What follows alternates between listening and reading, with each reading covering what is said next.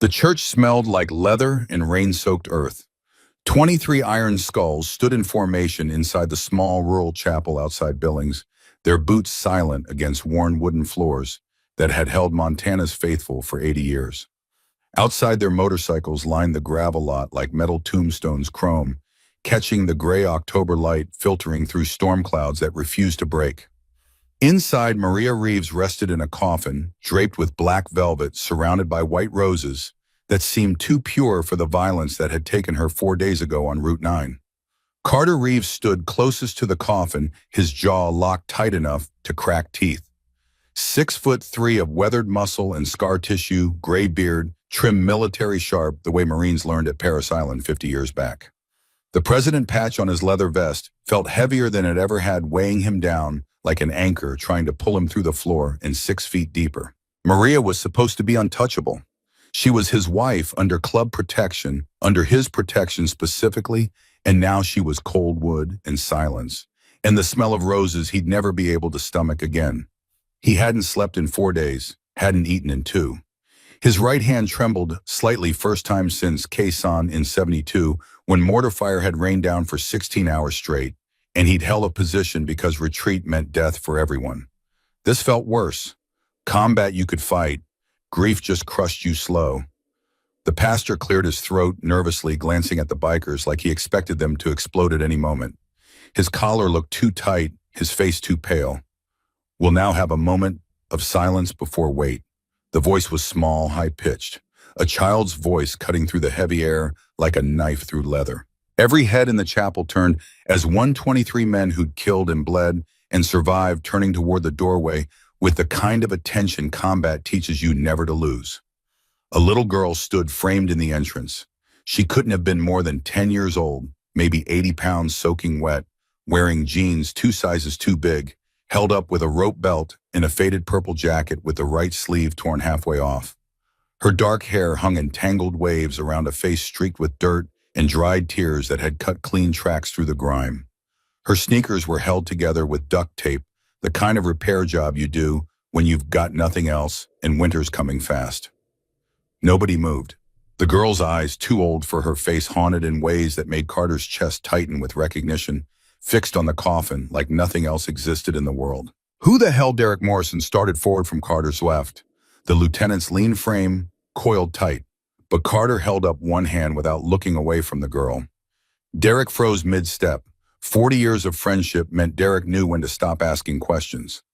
The girl walked down the center aisle between the rows of bikers. Her steps were slow, deliberate, each one measured like she was walking through landmines. She didn't look at the men on either side, didn't acknowledge 23 bikers who could crush her without thinking. She only looked at the coffin, and something in her face made Carter think of soldiers he'd seen in Vietnam, the ones who'd watched their entire squad die and kept walking because stopping meant accepting it was real. When she reached the coffin, she threw both arms around the polished wood and pressed her cheek against its surface, her small body shaking. No, not yet. The pastor shifted his weight, Bible clutched to his chest like a shield. Young lady, I'm afraid we need to. I said not yet. Her voice cracked but didn't waver. She squeezed the coffin tighter, her fingers going white with pressure. Carter felt something twist in his chest, something that hadn't moved since Maria died. He stepped forward carefully, the way you approach a wounded animal that might bolt or bite. Hey kid, what's your name? She didn't turn around, didn't acknowledge him, except for the slight hitch in her breathing. Sophie. Carter crouched down to her level, his knees protesting. Age was a bastard that way. Sophie, how did you know Maria? The girl's shoulders shook harder, her whole body trembling against the coffin. She saved me. 3 months ago, she found me sleeping behind a dumpster at the grocery store on 5th Street and bought me food. She kept coming back every few days. She was the only person who... Her voice broke completely. The chapel was silent except for the sound of the girl crying against the coffin, and Carter's throat felt like someone had filled it with broken glass. He knew that grocery store. Maria had volunteered at the food bank 2 blocks over every Tuesday for the last 8 years. Sophie, I know this is hard, but we need to, I promised her. Sophie finally lifted her head. Her eyes were red-rimmed but fierce, burning with something Carter recognized from the mirror. On his worst days, the kind of determination that comes from having nothing left to lose. I promised I wouldn't let anyone close the coffin until they knew the truth. The temperature in the room seemed to drop 10 degrees. Carter heard leather creak as bikers shifted, heard someone's breath catch. From behind him, Walter Brennan's voice cut through the tension. Vic, the club's treasurer, for 5 years, always the practical one, always thinking 2 steps ahead. What truth? Sophie reached into her jacket pocket with trembling hands. She pulled out a small silver locket on a thin chain, the kind of jewelry that came from pawn shops or dead grandmothers. Her fingers shook as she opened it, and a tiny speaker crackled to life with a sound that made Carter's skin go cold. Maria's voice filled the chapel, and Carter's world stopped. "Sophie, baby, if you're hearing this, something happened to me. I need you to protect me until they know who betrayed us. Don't let them bury me until Carter knows. Someone in the club, someone we trust, they're planning something terrible.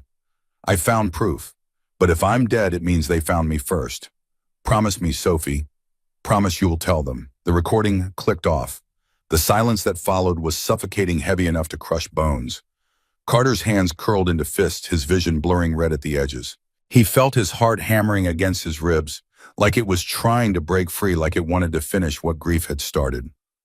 What did she just say? Sophie clutched the locket to her chest, her small face set with determination that shouldn't exist in someone so young. She said someone betrayed her. Someone in your club. That's impossible. Derek moved closer, his face twisted with something between anger and disbelief. He'd known Maria since she and Carter got together 16 years ago, had been at their wedding, had held Carter's hand when Carter's father died 3 years back. Maria died because the warlord's MC forced her off Route 9. Everyone knows that. This kid's making shit up for attention. "I'm not!" Sophie's shout echoed off the chapel walls, bouncing back at them with the force of absolute conviction. She pointed at Derek with a shaking finger, and every biker in the room went rigid.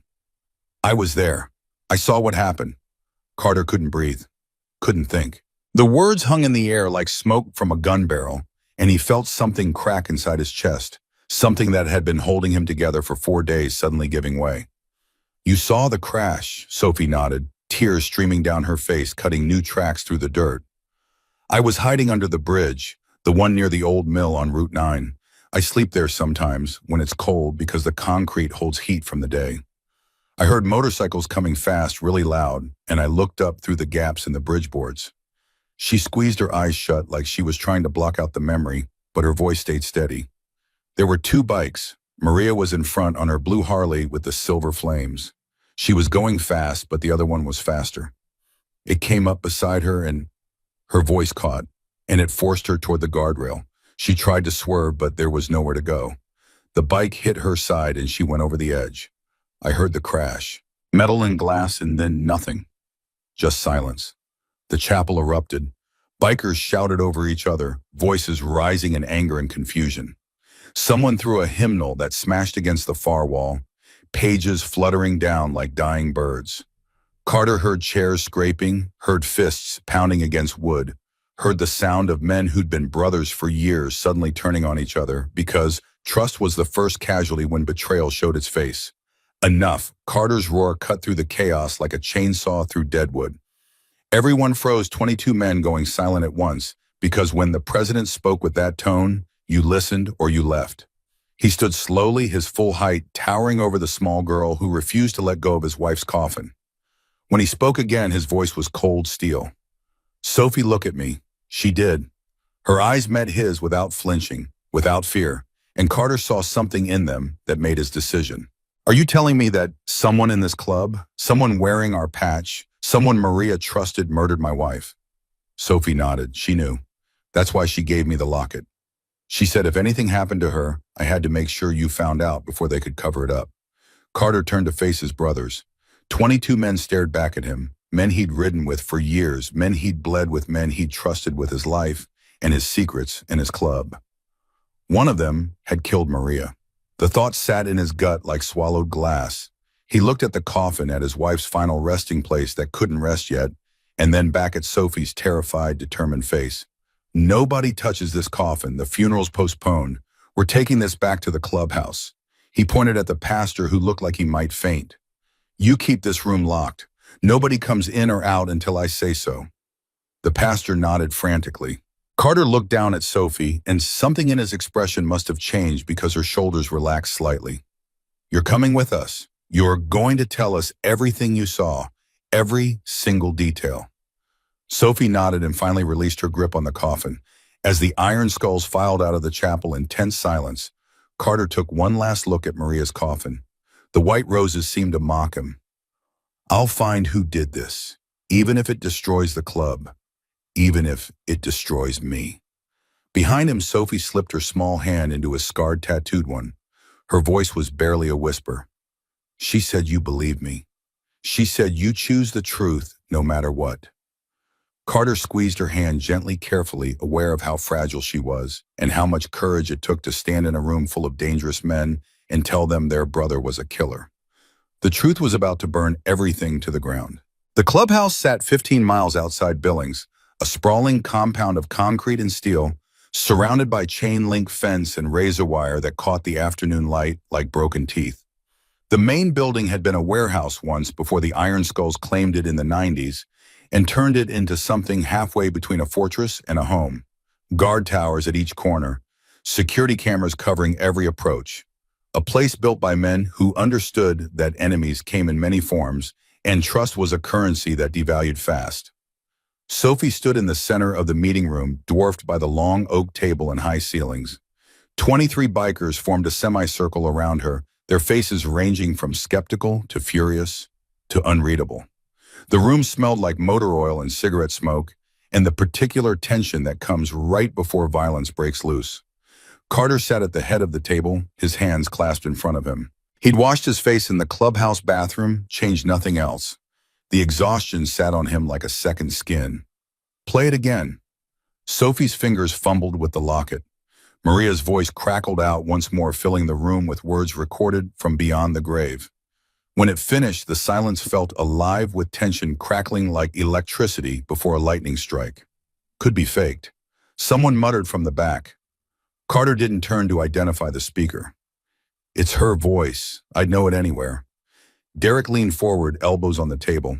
His face was haggard, like he'd aged 10 years in 10 minutes. Even if it's real, the kid could have stolen it, could have found it after the crash. Doesn't mean Maria actually gave it to her. Sophie's face flushed red anger, cutting through her fear. She did give it to me. 2 weeks before she died, she came to the bridge and said she needed someone she could trust. Someone outside the club. Vic spoke up from this middle of the table, his voice carrying the reasonable tone he used when proposing budgets and expenditures. Walter Brennan Vic, to everyone who knew him, had been treasurer for 5 years, handled every dollar that moved through the club, knew the books better than anyone. He was 52, graying at the temples, always dressed slightly better than everyone else, like he was going to a business meeting instead of a biker clubhouse. Why would Maria trust some random street kid with something this important? Sophie's voice shook but held firm. Because I had nothing to lose. She said everyone else could be bought or threatened or hurt, but nobody knew about me. Nobody cared about me. That made me safe. Carter felt that twist in his chest again, the one that made breathing difficult. It sounded exactly like something Maria would say. She'd always had a soft spot for lost causes, broken things that needed fixing. She'd fixed him once, pulled him back from the edge, when he'd been ready to ride his bike off a cliff and call it an accident back in 2009. Found him at a dive bar outside Bozeman, drunk and suicidal, and sat down beside him like she had all the time in the world. 3 hours later, he'd been sober and in love, though it took him another year to admit it. Tell us about the crash, everything you remember. Sophie closed her eyes, her whole body tense like she was bracing for impact. It was late, maybe 11 at night. I was trying to sleep under the bridge, but I heard engines. 2 motorcycles really loud. I looked up through the gaps in the bridge boards and saw them coming down Route 9. Describe the bikes. Derek interrupted, his voice sharp. Sophie's eyes opened, fixing on him with surprising steadiness for a 10-year-old facing down a room full of dangerous men. The first one was Maria's, dark blue Harley with silver flames on the tank. I recognized it because she always parked it near the diner on 5th Street, where I sometimes got food from the dumpster behind the kitchen. Her voice cracked slightly, but she pushed through. The second bike was black. Bigger. It came up fast on her left side. What happened next, Carter's knuckles had gone white where his hands pressed together. Sophie's breathing quickened, her chest rising and falling too fast. The black bike swerved into her, just slammed into her side while they were going full speed. Maria tried to brake, but there was no time. She hit the guardrail and went over. The drop is 40 feet to the rocks in the creek below. I heard the crash, metal and glass, and this sound like she stopped, swallowed hard, and then nothing, just silence. Did you see the rider's face? No. Full helmet with a dark visor. Someone near the back spoke up. But I saw the vest. Black leather with the Iron Skulls patch on the back. The skull and crossbones with the chain border. Same patch everyone in this room is wearing. Vic stood up his chair, scraping loud against the concrete floor. Everyone in this room has that patch. Doesn't tell us anything. Could be anyone. Hell, could be stolen colors. The warlords have tried that before. The bike does tell us something. Sophie opened her eyes, and there was steel in her young voice that made Carter think of soldiers twice her age. It had something painted on the gas tank. Red letters. I couldn't read all of it from under the bridge, but I saw a war and some numbers. Maybe a 1 and a 7. The room went dead silent. Carter's head snapped toward Derek, and he saw his lieutenant's face go pale. Who rides a black bike with war on the tank? Derek's voice came out strangled. That could be anybody. Lots of bikes have custom paint jobs. Not in this club. Carter stood slowly, his chair groaning under the shift in weight. He was 62, but he still moved like the Marine he'd been. At 22, still carried himself like violence was always an option and often the best one. Only one person here has warrior painted on their tank, and the number 17 for the year they joined. Every eye in the room turned to the back corner where Tommy Wade sat frozen in his chair. 28 years old, wiry and nervous, with a scar across his left eyebrow from a bar fight 3 years ago. He did bike maintenance for the club, new engines better than most mechanics, always seemed like he was waiting for the other shoe to drop. Tommy's chair scraped backward, the sound too loud in the silence. I wasn't anywhere near Route 9 that night. Where were you? Home? I was home watching TV. Anyone with you? Tommy's mouth opened and closed. Sweat beaded on his forehead despite the cool air in the clubhouse. No, but that doesn't mean nothing. Carter started walking toward him, slow and deliberate. Each step measured. Predator approaching prey. My wife is dead, Unishin. This girl says she saw an Iron Skulls bike with the WAR on the tank. Your bike is the only one that fits. I'm being set up. Tommy's voice climbed to a shout, panic overriding self-preservation. Someone's trying to frame me. This is bullshit. You can't believe some homeless kid over. Then where's your bike now? Vic's question cut through Tommy's protest like a blade. Tommy's face went gray. In the garage, where it always is. Let's go look at it. The group moved as one toward the garage attached to the clubhouse. Tommy stumbled along with them, protesting the whole way, his voice getting higher and more desperate with each word. The garage smelled like motor oil and exhaust tools hanging on pegboards, with the kind of organization that spoke to routine and ritual. 6 bikes sat in their designated spots, each one customized and personal as a fingerprint. Carter circled Tommy's bike slowly. The gas tank was freshly painted, solid black, glossy, and perfect, not a scratch or chip anywhere. You repainted it. 2 days ago, I just wanted a new look. Change of pace. 2 days after Maria died. Carter grabbed Tommy by the vest and slammed him against the wall hard enough to knock wind from his lungs. Tommy's head bounced off concrete and his eyes went wide with fear. Where were you the night she died? I told you home. Sophie stepped forward, staring at Tommy's face. Her voice came out small but certain, the kind of certainty that comes from memory burned too deep to fade. The scar. I remember the scar on his eyebrow. When he took his helmet off after the crash, I saw it under the streetlight before he drove away. Tommy's face crumbled, his legs buckled, and only Carter's grip kept him upright. No, she's lying. She has to be lying. Please, Carter, you know me. You know I wouldn't, but Carter had already seen the truth written in Tommy's eyes, seen it in the way his whole body sagged with the weight of guilt he'd been carrying for 4 days. The betrayal was real. And it was just beginning. Tommy's knees gave out completely. Carter held him against the wall with one hand, his forearm pressed across Tommy's throat, just hard enough to make breathing difficult but not impossible. Not yet. Talk, right now, or I let every man here take a turn. I can't. Tommy gasped, his voice coming out strangled and desperate. They'll kill me if I talk. Please, you don't understand. I'll kill you if you don't. Carter pressed harder, watching Tommy's face go red. The garage erupted with shouts. Bikers surged forward, ready to tear Tommy apart with their bare hands, years of brotherhood turning to murder in the space of a heartbeat. Derek grabbed two of them, his lean strength enough to hold them back temporarily. Let Carter handle this. Carter released the pressure slightly. Tommy sucked in air, coughing. Who gave the order? Tommy's eyes darted around the room like a trapped animal looking for escape that didn't exist. His voice came out in desperate bursts between gasping breaths. If I tell you I'm dead anyway, you'll kill me here or they'll kill me out there. Either way, I'm dead. You're dead right now unless you start talking. Carter's voice dropped to something below a whisper, the kind of quiet that was more threatening than any shout. Maria was your sister in this club. We swore oaths. We bled together. And you killed her for money. So talk before I decide your death should take days instead of seconds. 50,000. Tommy screamed it, the words exploding out of him. They offered me $50,000. I've got a kid, man, a daughter.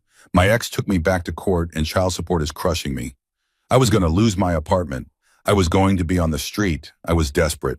Sophie spoke up from behind the wall of bikers, her voice cutting through the noise. You killed someone's wife for money.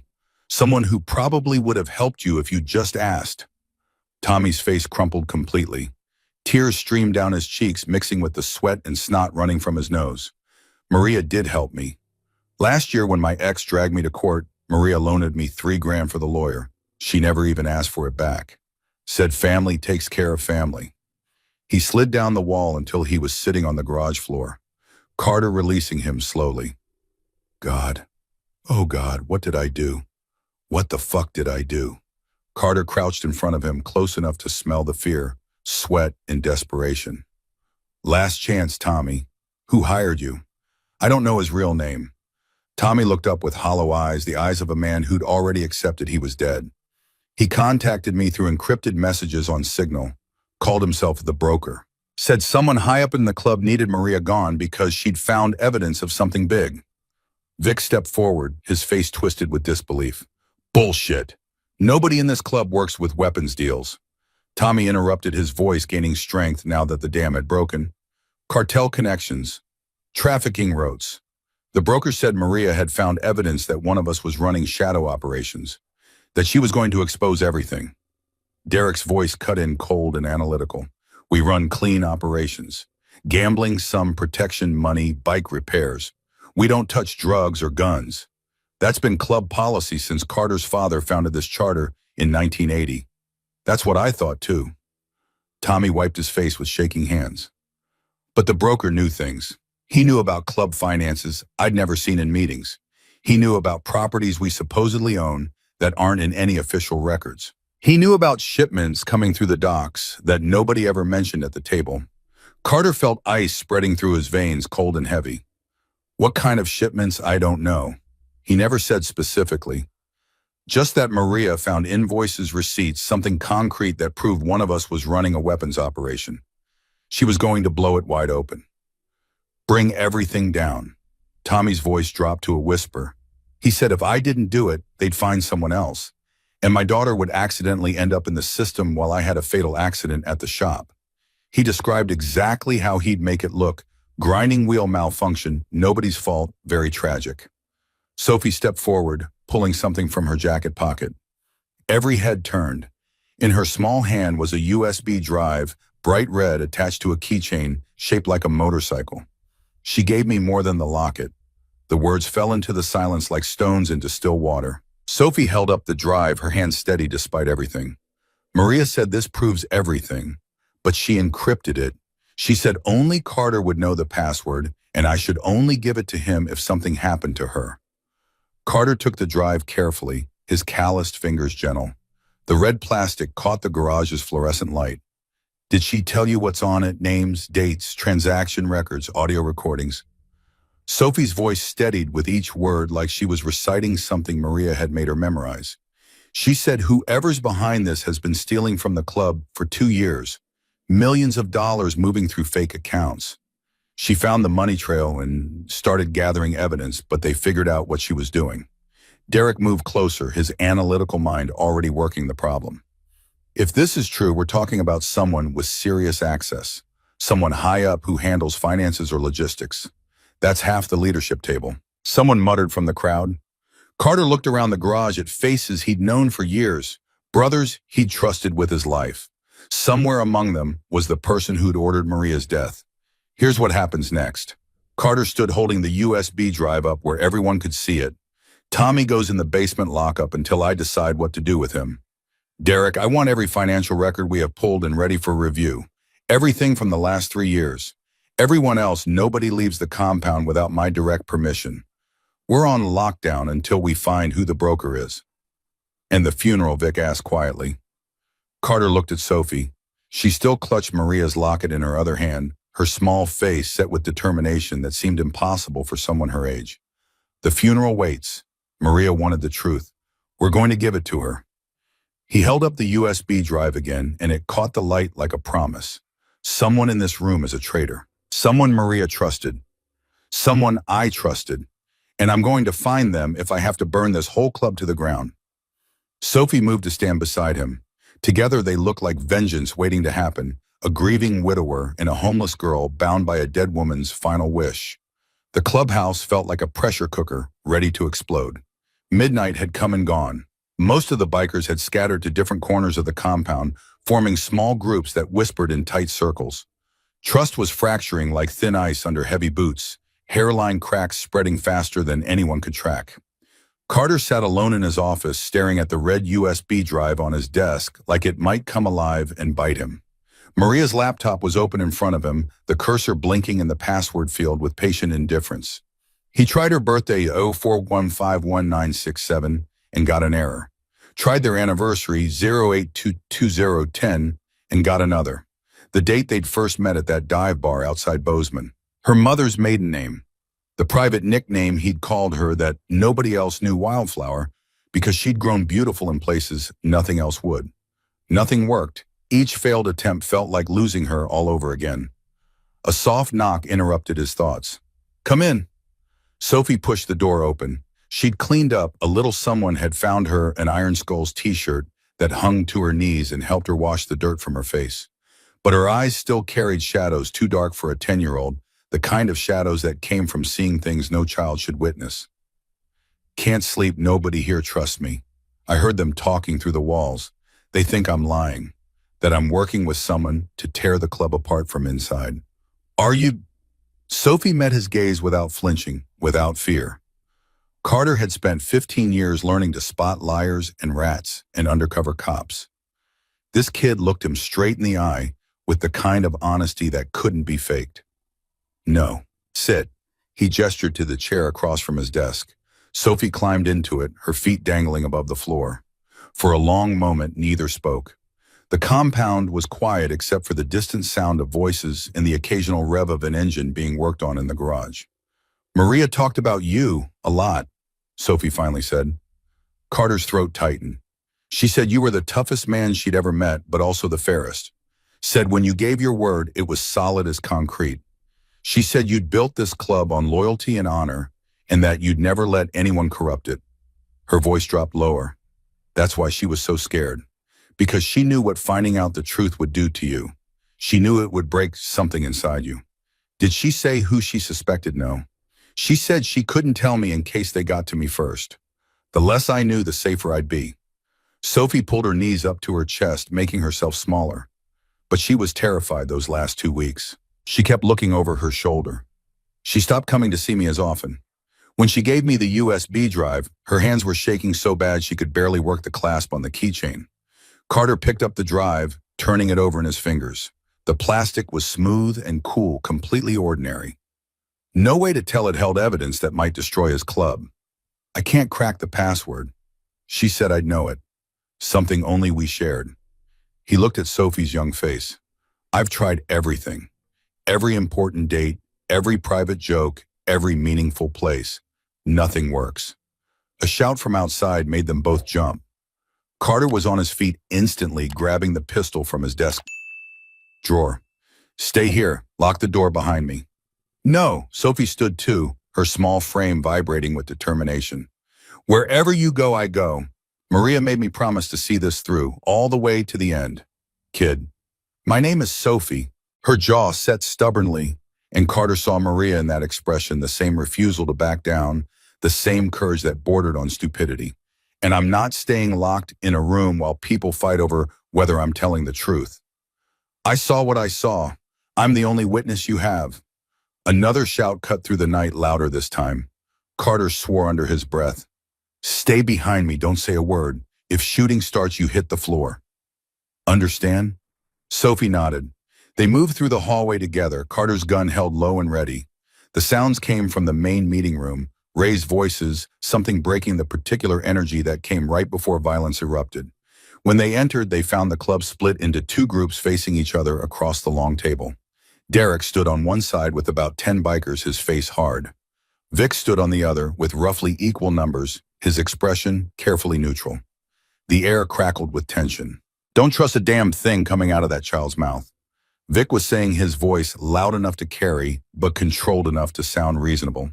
She shows up out of nowhere with a convenient story, and suddenly we're tearing each other apart.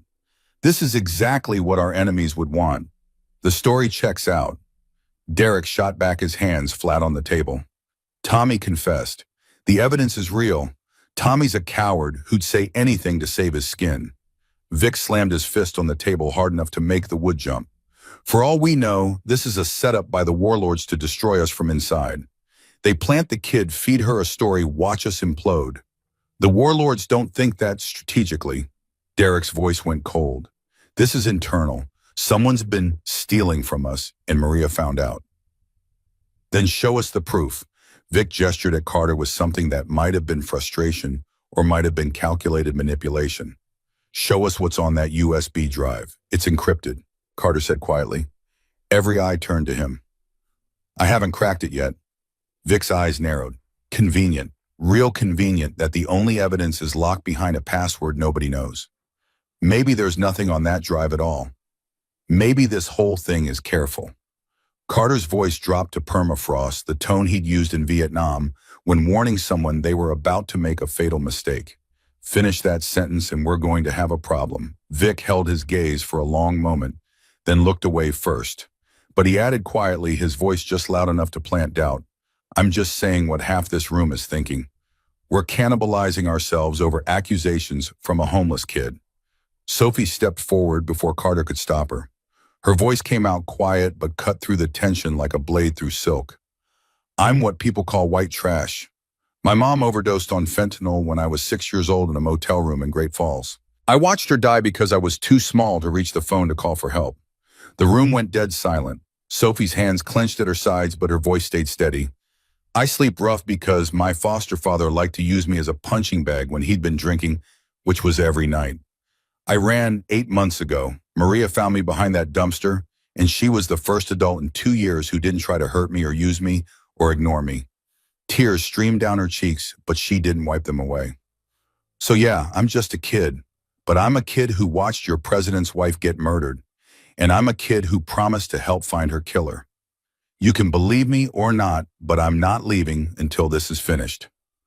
Carter felt something shift in his chest, pride mixing with rage, mixing with grief in a combination that made breathing difficult. This kid had more courage than half the men in this room. Meeting's over. His voice carried absolute authority. Everyone gets some sleep. Tomorrow we start digging into every financial transaction from the last 3 years. Every shipment, every deposit, every dollar that moved through this club. And if we find nothing, Vic challenged. Carter's hand tightened on his pistol. Then we keep looking, because someone killed Maria and I'm going to find them. Dawn broke gray and cold over the compound. Carter had been awake all night staring at financial records until the numbers blurred together into meaningless patterns. Nothing obvious jumped out, no massive withdrawals, no suspicious payments appearing out of nowhere. Whoever was stealing from the club knew how to hide their tracks, knew the systems well enough to make everything look legitimate. Sophie had fallen asleep in the corner of his office around 3 a.m., curled up in an old leather chair with a blanket someone had brought her. She looked even smaller in sleep, her face peaceful, in a way it never was when she was awake. Carter found himself wondering what kind of life she'd had before Maria found her, what kind of hell she'd escaped from, what kind of scars she carried that nobody could see. A knock pulled him from his thoughts. Derek entered without waiting for permission, his face haggard from a sleepless night. Tech guy's ready. Leo Martinez runs a computer shop in Billings, does side work for people who need things kept quiet. If anyone can crack that USB, it's him. He's trustworthy, as much as anyone right now. Derek's voice was flat, which isn't saying much. Carter gently shook Sophie awake. She startled hard, her fists coming up defensively, before her eyes focused and recognition kicked in. Easy, just me. We're taking a ride to the city. 20 minutes later, they were on the road. Carter rode his bike with Sophie clinging to his back, her small arms wrapped around his waist. Derek led the way on his own Harley, with 4 more bikers flanking them as security. The USB drive was zipped into Carter's vest pocket, pressed against his heart, where Maria's wedding photo used to rest before he'd burned it the day she died because looking at her smile had become unbearable. The highway stretched empty before them, cutting through pine forests still dark with morning shadow.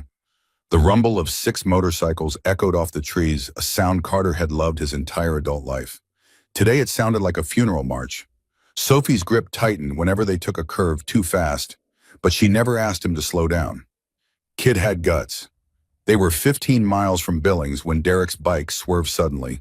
Carter looked up to see 3 motorcycles blocking the road ahead. Riders dressed in black tactical gear with full helmets. No patches, no colors, nothing identifying. Ambush, Derek shouted, skidding sideways. Gunfire erupted, muzzle flashes bright in the morning gloom. Carter yanked his bike hard right, jumping the shallow ditch and tearing into the forest. Sophie screamed in his ear, but held on her arms, locked around him like steel cables. Behind them, the iron skulls scattered engines roaring as they dodged between trees. More bikes appeared from the forest shadows, 4, 5, 6 of them, materializing like ghosts. They'd been waiting. Someone had told them exactly where to set up, exactly when the iron skulls would be coming down this road. The helmets, Sophie shrieked over the engine noise and gunfire. Those are the same helmets, the same bikes from when Maria died. Carter's blood went cold. A bullet whined past his head and shattered bark from a pine tree 6 inches to his left. He twisted the throttle and his bike jumped forward, tires chewing through forest undergrowth. The forest floor was a nightmare of roots and rocks, but he'd been riding since he was 12 years old in Tennessee before his family moved west. His hands moved on instinct while his mind raced. Someone in the club had tipped off the attackers. Someone had told them exactly where they'd be and when. Only the leadership knew about this trip to Leo's shop. Derek pulled alongside him, gun out and firing back at their pursuers. Head for the old logging road, 2 miles north. They broke from the trees onto a dirt path barely wide enough for the bikes. The attackers followed their engines screaming. One pulled up beside Danny Kowalski and forced him into a tree. Danny went down hard, his bike cartwheeling end over end, pieces flying off in all directions. Danny's body tumbled through the undergrowth like a rag doll. "Danny," someone shouted. Carter roared back over the chaos. "Keep moving." The logging road dead-ended at an abandoned mill, the same mill near the Route 9 bridge where Maria had died. Carter skidded to a stop, Sophie tumbling off the bike. The remaining iron skulls. Carter, Derek, Sophie, and 3 others ran for the mill's entrance. Behind them, the attackers' bikes formed a semicircle, cutting off any chance of escape. Inside the mill, Carter positioned his people behind rusted machinery and rotted support beams that looked like they might collapse if you breathe on them wrong. He had his pistol with 15 rounds. Derek had a gun and a hunting knife. The others were armed with whatever they carried, a crowbar, a chain, 1 more pistol between 3 men. They were outgunned and they all knew it. "We're fucked," one of the bikers muttered. Carter checked his ammunition and tried to think of a way out that didn't end with all of them dead. "Then we get smart." He looked at Sophie, who'd pressed herself behind a structural beam. "How many bikes did you see at Maria's crash?" "Just one. Just the one that killed her. Now there's 9 out there." Carter's tactical mind started working the problem. This isn't about revenge or cleanup. They want something specific. "The USB," Derek said, and right on cue, a voice echoed from outside. It was distorted, running through some kind of modulator that made it sound mechanical and inhuman. "Carter, we know you're in there. Send out the drive and the girl, and we let the rest of you ride away." Carter didn't answer. Sophie grabbed his arm, her fingers digging in. "Don't.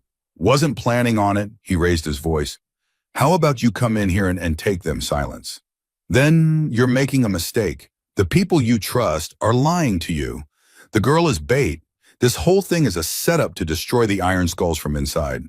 "He's right about one thing," Derek muttered.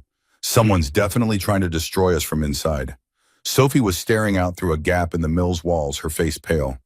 "They're spreading out, surrounding the building." Carter checked his ammunition again. 15 rounds against 9 armed riders who clearly had no problem killing. The odds were terrible, but he'd faced terrible odds before. Vietnam had taught him that survival wasn't about having the best weapons, it was about having the will to use them. "Derek, you're with me. We're going out the back. Everyone else, you make noise here. Make them think we're all still inside." "That's suicide," someone protested. Carter looked at him with eyes that had seen too much death to fear it anymore. "Got a better idea." Silence. "Riley, Sophie, you stay here, stay low. Don't move until numb." Sophie's voice was steel wrapped in silk. "I go with you. Maria trusted me with this. I'm seeing it through." Carter wanted to argue, but he saw Maria in this kid's eyes, the same stubborn courage, the same refusal to back down when backing down would be the smart choice. "Fine, but you do exactly what I say." "Deal." Sophie nodded. Outside, the attackers were closing in. Inside, Carter prepared for war. He looked at the USB drive in his vest pocket and thought about Maria, about promises made, and kept about truth that demanded blood payment. The back of the mill opened onto a ravine choked with blackberry bushes and fallen trees. Carter went first, his boots finding purchase on loose rocks that shifted under his weight. Sophie followed her small frame, slipping through gaps he had to force his way past. Derek came last, his gun sweeping back toward the mill where gunfire had just erupted, their brothers buying them time with their lives.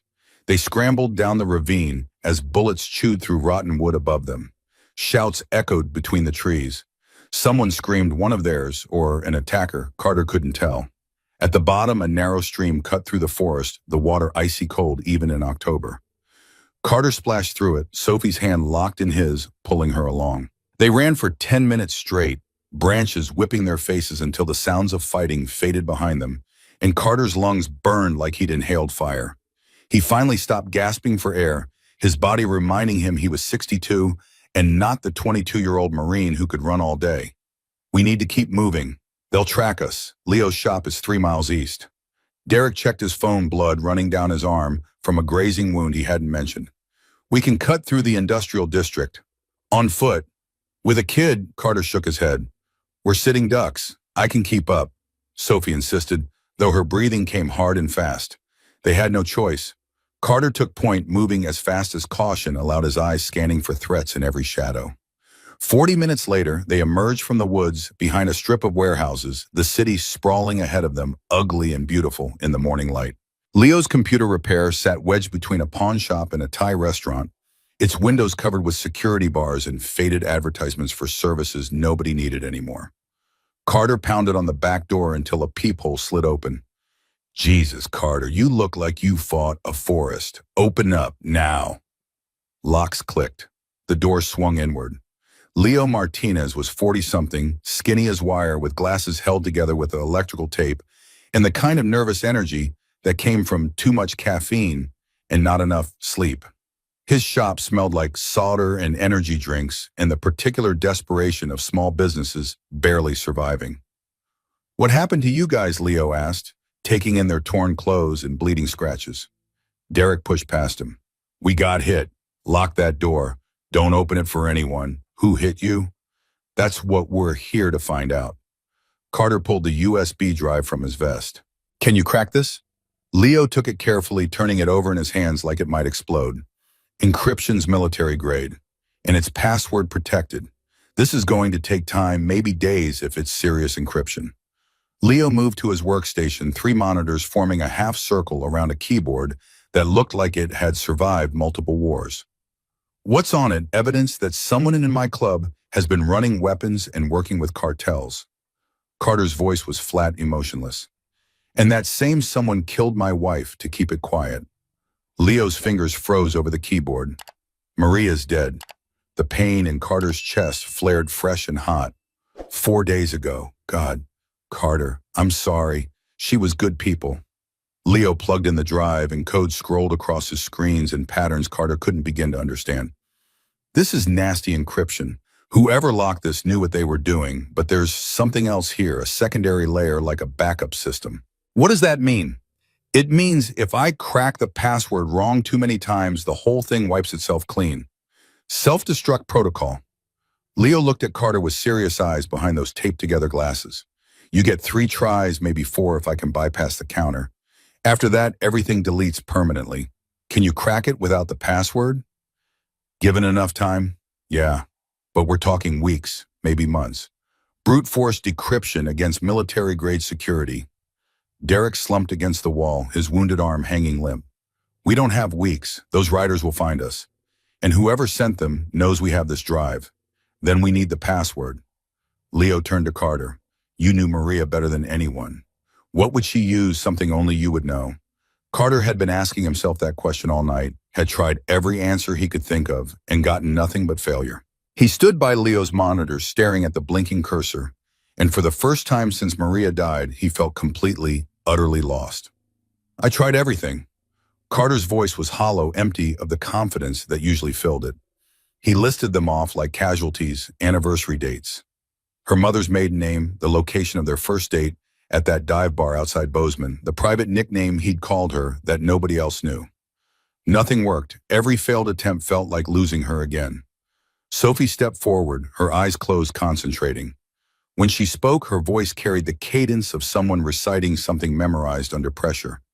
Wait, Maria told me something. The night she gave me the drive. She opened her eyes, looking directly at Carter. She said the password is what you call home, but not the place. Carter's mind spun. Not the place. What did he call home that wasn't a location, the compound, Montana? The club itself, none of those felt right. Maria wouldn't have chosen something so obvious. Then it hit him, a memory so clear it hurt. Their first night together 16 years ago, after she'd found him drunk and suicidal in that bar. She'd driven him to a scenic overlook outside town, made him drink water and eat food, and asked him one question. What are you searching for in life? A place to finally stop running. He'd said it without thinking, the truth spilling out the way truth does at 3 a.m. when you've got nothing left to lose.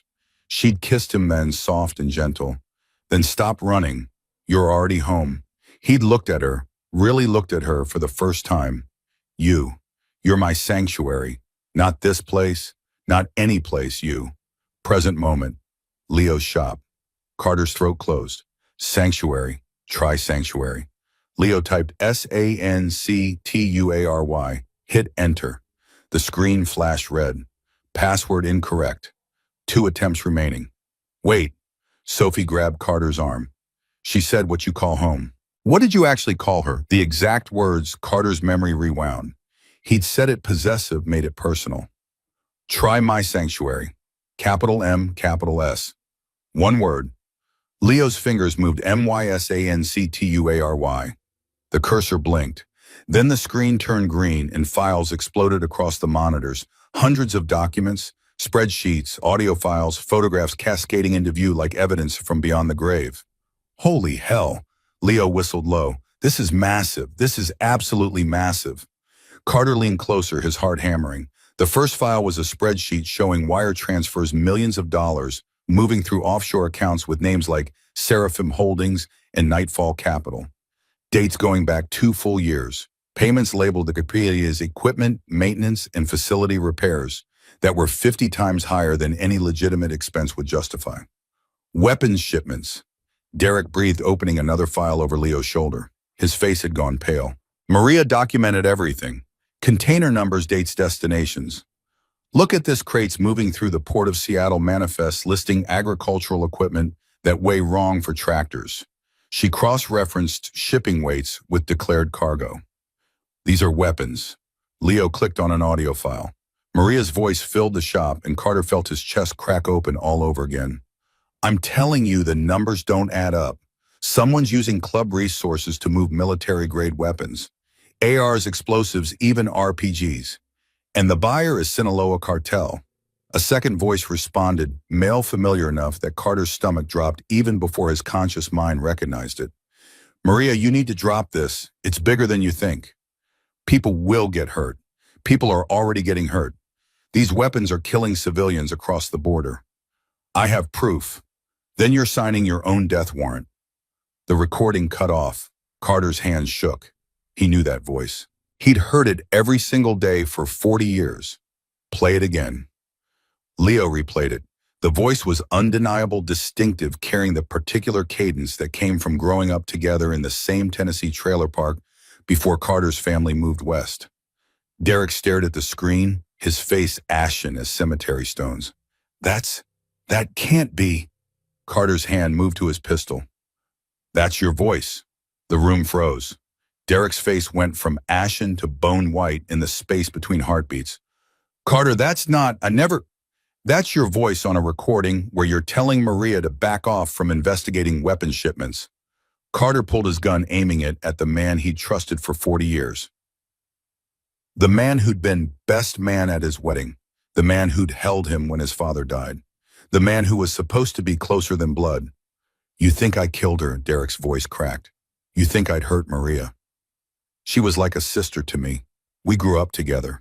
I was at your wedding. I held your hand when your father. Then explain the recording. Explain why you're on tape warning her off. Because she told me what she'd found. Derek's hands came up empty and shaking. She came to me 3 weeks before she died. Said she'd discovered something terrible and didn't know who to trust. I told her to be careful because I was scared for her. I was trying to protect her. Convenient story. Open the next file. Carter said to Leo, his gun never wavering. Leo clicked. A photograph filled the screen.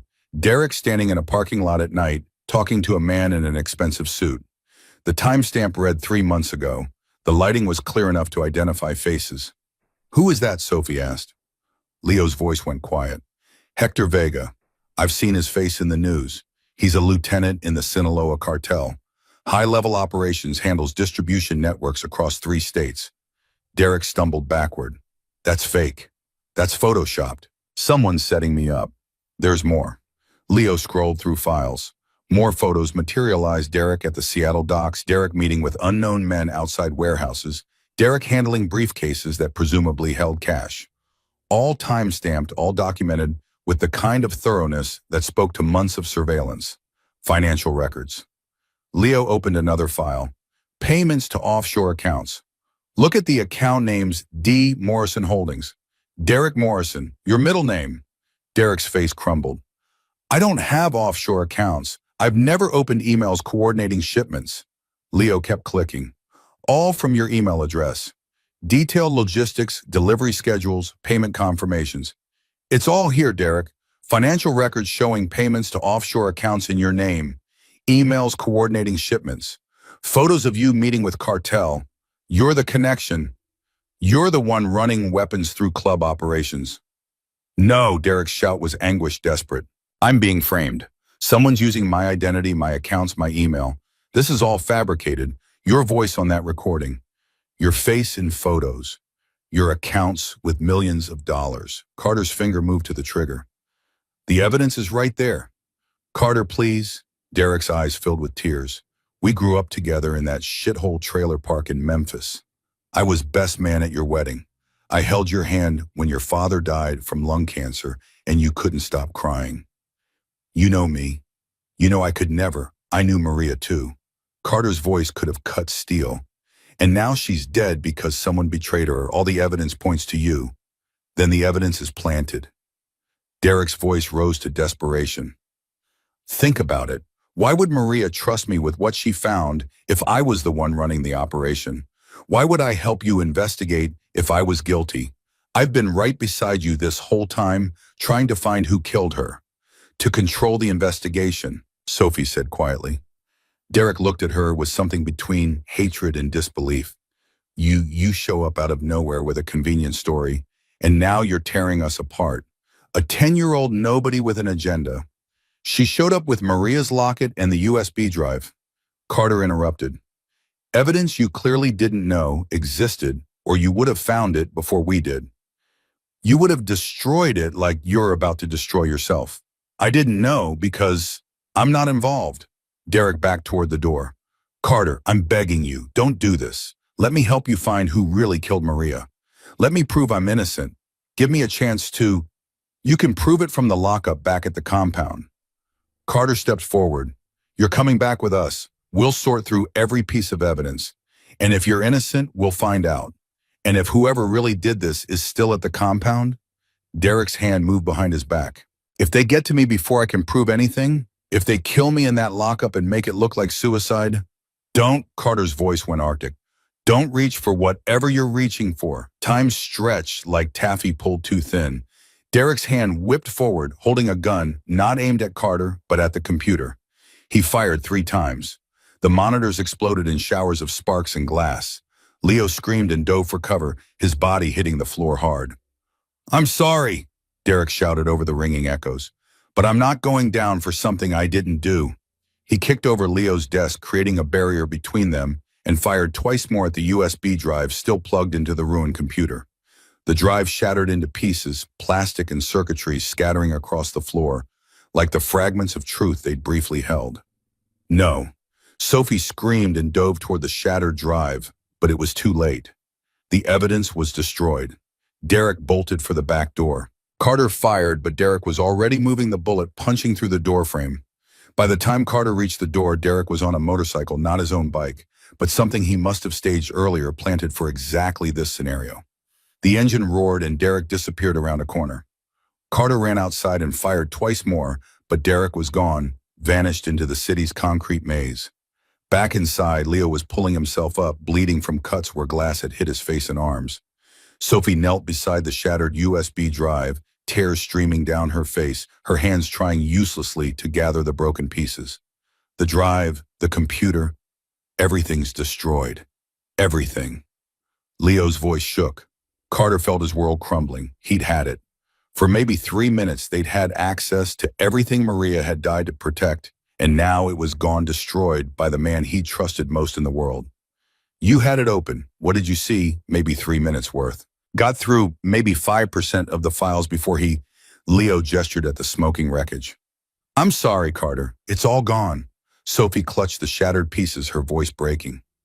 Maria died for this. She died gathering this evidence, and now it's gone.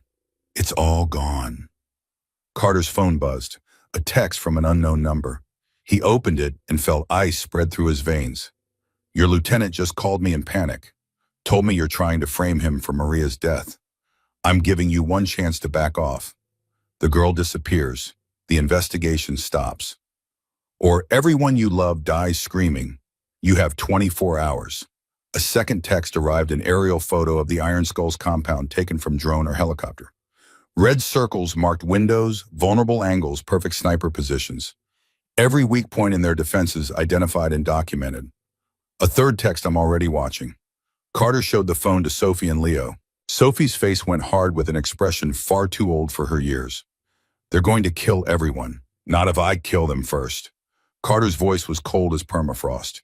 He had 24 hours to save his club. His only lead had just vanished into Billings. His best friend was either a traitor or the perfect scapegoat, and someone powerful enough to frame Derek, orchestrate Maria's murder, and coordinate a military-style ambush was still out there watching, waiting, planning their next move. They made it back to the compound by noon using back roads and staying off main highways. Carter had called ahead, and the Iron Skulls were on full alert, and armed men watching every approach, weapons visible. The compound transformed into a fortress. The attack at the mill had left 2 men injured, but alive. Danny's broken arm and concussion would heal. The other had taken a grazing wound to the ribs that looked worse than it was, but the mood was poisonous. Derek ran. Vic's voice was incredulous as Carter stood before the assembled club in the meeting room. 21 bikers now, Tommy in the basement lockup. Derek gone, Danny in the medical room. Your lieutenant, your best friend since childhood. He just destroyed evidence and fled.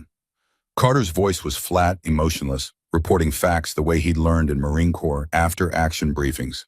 The recordings, the files, the photos, all of it showed him working with Sinaloa, running weapons through our operations. When we confronted him, he shot up the computer and took off. The room erupted into chaos. Bikers shouted over each other, some refusing to believe it, others claiming they'd suspected Derek all along. Chairs scraped against concrete. Fists pounded on the table. "This is insane," someone yelled. "Derek's been loyal for 20 years. He founded this charter with Carter's father. Loyalty doesn't mean shit when millions of dollars are involved."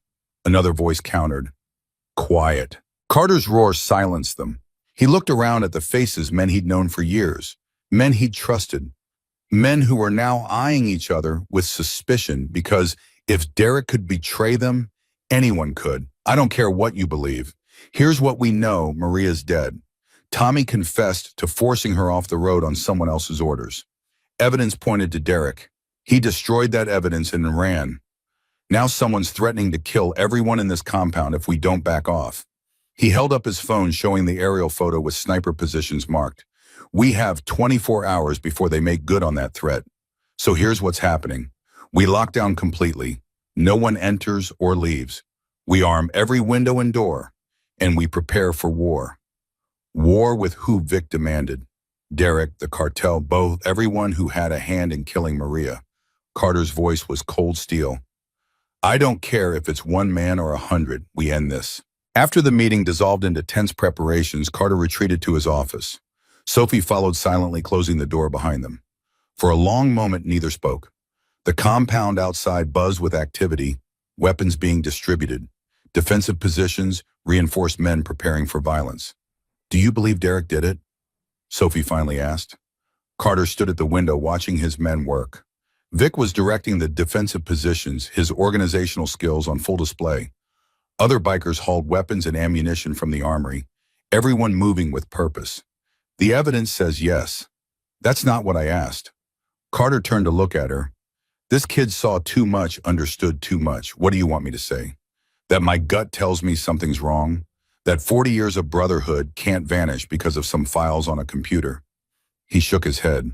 "My gut also told me to trust the people who killed Maria. So maybe my gut's broken." "Maria didn't think it was Derek," Sophie said quietly. Carter froze. "What?" "She never said his name. Not once in all our conversations." Sophie moved closer. "She said someone high up was dirty, someone in leadership. But when she talked about Derek, it was always Carter's brother or the lieutenant. She talked about him like he was separate from the investigation." Carter's mind raced. Maria had come to Derek 3 weeks before her death, told him about the investigation. If she suspected him, that would have been suicide. Then why was his voice on that recording? His face in those photos, I don't know. Sophie's voice was small but steady, but Maria was smart, really smart. If she suspected Derek, wouldn't she have been more careful around him? Wouldn't she have told someone else? The logic was sound, too sound. Carter felt something shift in his understanding. "She told you to trust me. Only me." Sophie pulled another folded piece of paper from her jacket, worn soft from handling. "She gave me this too. Said I should only give it to you if things got really bad. If people you trusted started turning against each other." Carter took the paper with shaking hands. Maria's handwriting covered it, the familiar loops and curves he'd seen on grocery lists and love notes and the birthday card she'd given him 3 months ago that now felt like a lifetime past. "Carter, if you're reading this, I'm gone and things have gone sideways. I'm so sorry, baby. I'm sorry for the pain you're feeling and the impossible choices ahead. By now you've seen evidence that points to Derek, photos, recordings, financial records. It all looks damning. That's because it's meant to. Derek isn't the traitor, he's the scapegoat. The real person behind this is someone smarter, more careful. Someone who knew I was investigating and planted evidence to frame Derek because they knew you'd believe it. They knew it would tear the club apart from inside. You against your best friend. Brother against brother. I don't have proof yet of who it really is. That's why I couldn't accuse anyone directly. But I know Derek isn't capable of this. I've watched him with you with the club. He's loyal to his core. Maybe too loyal, which makes him the perfect target. Trust your instincts, Carter, not the evidence. The evidence can be faked. But you've known Derek your whole life. You know his heart. The real traitor is still there, still watching, still waiting for you to destroy Derek so they can take control completely. Find them. Make them pay. I love you always. Maria. Carter read it twice, 3 times, each word cut deeper than the last. Maria's words from beyond the grave telling him he'd made a mistake, that he'd driven away his best friend and strongest ally, that the real killer was still at the compound, watching them scramble, watching them tear each other apart. She knew. His voice was barely a whisper. She knew they'd frame him. So Derek is innocent, maybe. Probably. Carter's voice went hollow. Which means I just drove away my best friend, and the real traitor is still here in this compound, watching us scramble. Who's Sophie moved to stand beside him at the window? Who in the club is smart enough to do all this? Carter watched his men below. Vic was still directing defensive positions, moving between groups with the kind of organizational efficiency that came from years managing the club's finances. Always precise, always 3 steps ahead, always in control. Someone with access to everything. Someone who could plant evidence, fake records, manipulate accounts. Someone we'd never suspect, because suspecting them would mean suspecting the foundation itself. He focused on Vic. How long had the treasurer been on his phone today? 4 calls in the last hour that Carter had noticed. Who was he talking to? How long have you been watching him? Sophie asked, following his gaze. Carter felt pieces clicking into place, a puzzle he should have solved days ago. Not long enough. He grabbed his pistol. Stay here, lock the door. Don't open it for anyone but me. Who is it? Carter looked at the man on the phone. Walter Brennan, Vic. The man who'd been treasurer for 5 years, who handled all the club's finances, who had access to every account and every transaction. The man who'd been loudest about not trusting Sophie. The man who'd pushed hardest to see the USB evidence. The man who tried to turn the club against the investigation from the very beginning. I've been hunting the wrong man. Vengeance filled his eyes. Carter didn't confront Vic immediately. That would be repeating Derek's mistake, acting on emotion before having solid proof. Instead, he watched. For 2 hours, he observed from his office window as Vic moved through the compound. The treasurer talked to small groups, his body language casual but deliberate. He was building something, consensus allegiance, a foundation for whatever move he planned to make next. He's been doing this the whole time, Carter muttered to Sophie, steering us. First toward believing the warlords killed Maria, then toward Tommy, then toward Derek. Always pointing us somewhere else. What do? We need proof. Maria's letter says the evidence against Derek was planted. That means Vic had access to create fake financial records, fake photos, fake everything. Carter grabbed his phone. And if he planted evidence against Derek, there might be traces. Digital fingerprints. He called Leo. The tech answered on the first ring, his voice tense. Please tell me you backed up those files before Derek destroyed the computer. Cloud backup. Leo's words came fast. Everything that loaded in those 3 minutes is saved on my secure server. I was going to tell you, but everything happened so fast, and send me everything you have on the financial records. Specifically, anything showing who created or modified the files. 20 minutes later, Carter's phone buzzed. Leo had sent a compressed folder of recovered files. Carter opened them on Maria's laptop, his hands moving quickly through spreadsheets and documents, searching for metadata, the invisible information that showed who'd touched what and when. There, his finger stabbed at the screen. Hidden in the file properties was a username, V. Brennan, Vic's login credentials. The fake financial records showing Derek's offshore accounts had been created on Vic's computer, using Vic's credentials 3 weeks after Maria died. He made them after she was already dead. Carter breathed. Killed her, then created evidence to frame Derek in case anyone kept investigating. Insurance policy to point us at the wrong target. Sophie leaned closer to the screen. But why Derek? Why not frame someone else? Because Derek was my best friend, my right hand. Carter's jaw clenched. Destroying that relationship would destroy me emotionally and leave the club leaderless. And with me broken and Derek gone, who's next in line to take control? He looked at Sophie. She understood immediately. The treasurer. Vic's been treasurer for 5 years. He'd have everything, the club, the weapons operation, all of it. A knock at the door made them both jump. Kyle, one of the younger bikers, stuck his head in. Carter, Vic's calling another meeting. Says it's urgent. I'll be right there. After Kyle left, Carter turned to Sophie. This is it. He's making his move. Stay here. Stay quiet. If things go bad, there's an exit through the storage room that leads to the woods. You run and don't look back. I'm not leaving you. Maria trusted you with the truth. Carter knelt to her eye level. If I don't make it out of this, someone has to remember what really happened. Someone has to tell the story. Sophie wanted to argue, but she saw the finality in his eyes. She nodded once, tears threatening. Carter checked his pistol and headed for the meeting room. The meeting room was packed, every Iron Skull present armed tense. The 24-hour deadline weighed on everyone like atmospheric pressure before a tornado. Vic stood at the head of the table where Carter usually stood, his face grave, his posture commanding. Brothers, we've got serious problems. Vic's voice carried authority. Our defenses are ready, but we're blind on intel. We don't know where Derek went. We don't know when the cartel's coming. We're sitting ducks waiting to be shot. Murmurs of agreement rippled through the room. Carter stood in the back watching, waiting. I've been making calls to our allies, Iron Kings and Nevada Road Devils in Oregon, Black Thorns in Arizona. They're willing to send reinforcements if we need them. How many? Someone asked. 40 bikes, maybe 50. Enough to turn the tide if the cartel comes at us in force. Vic paused, letting that sink in.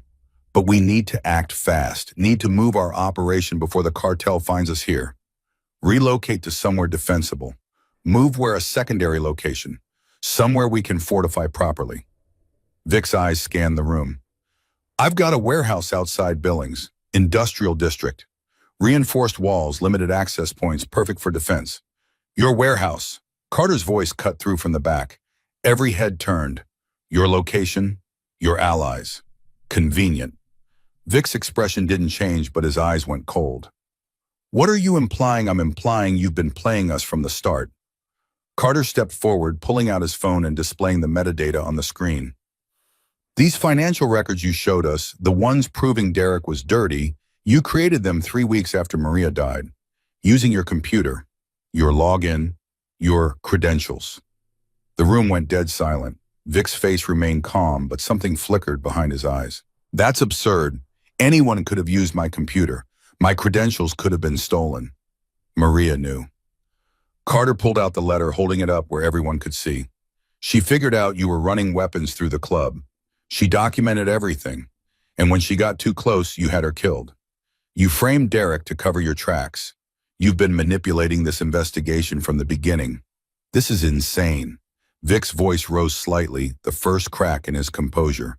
I've been trying to help. I've been trying to keep this club together while you've been falling apart with grief. But Carter had already seen the truth.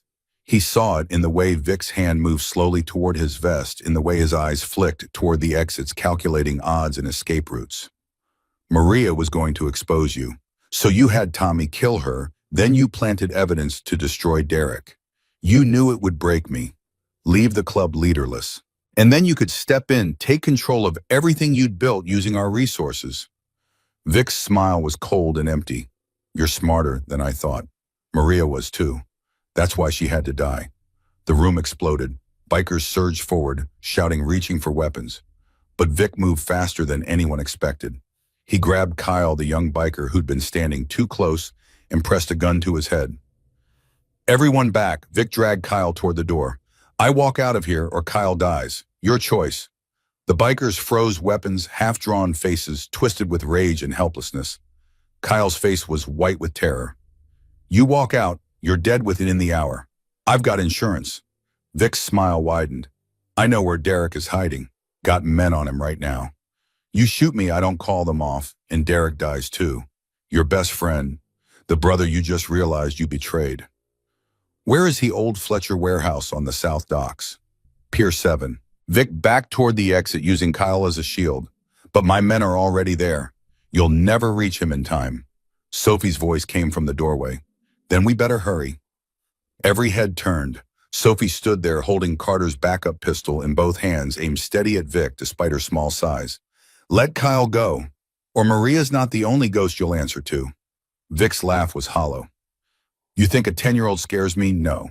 Sophie's hands didn't shake, but 30 Iron Skulls behind her should.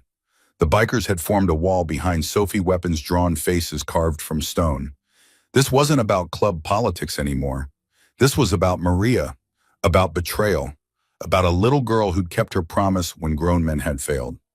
Vic's smile crumbled. He shoved Kyle forward hard and bolted through the side door. Several bikers moved to chase, but Carter shouted, "Let him go. If Derek's at the South Docks, we need to move now. Could be a trap." "That's it.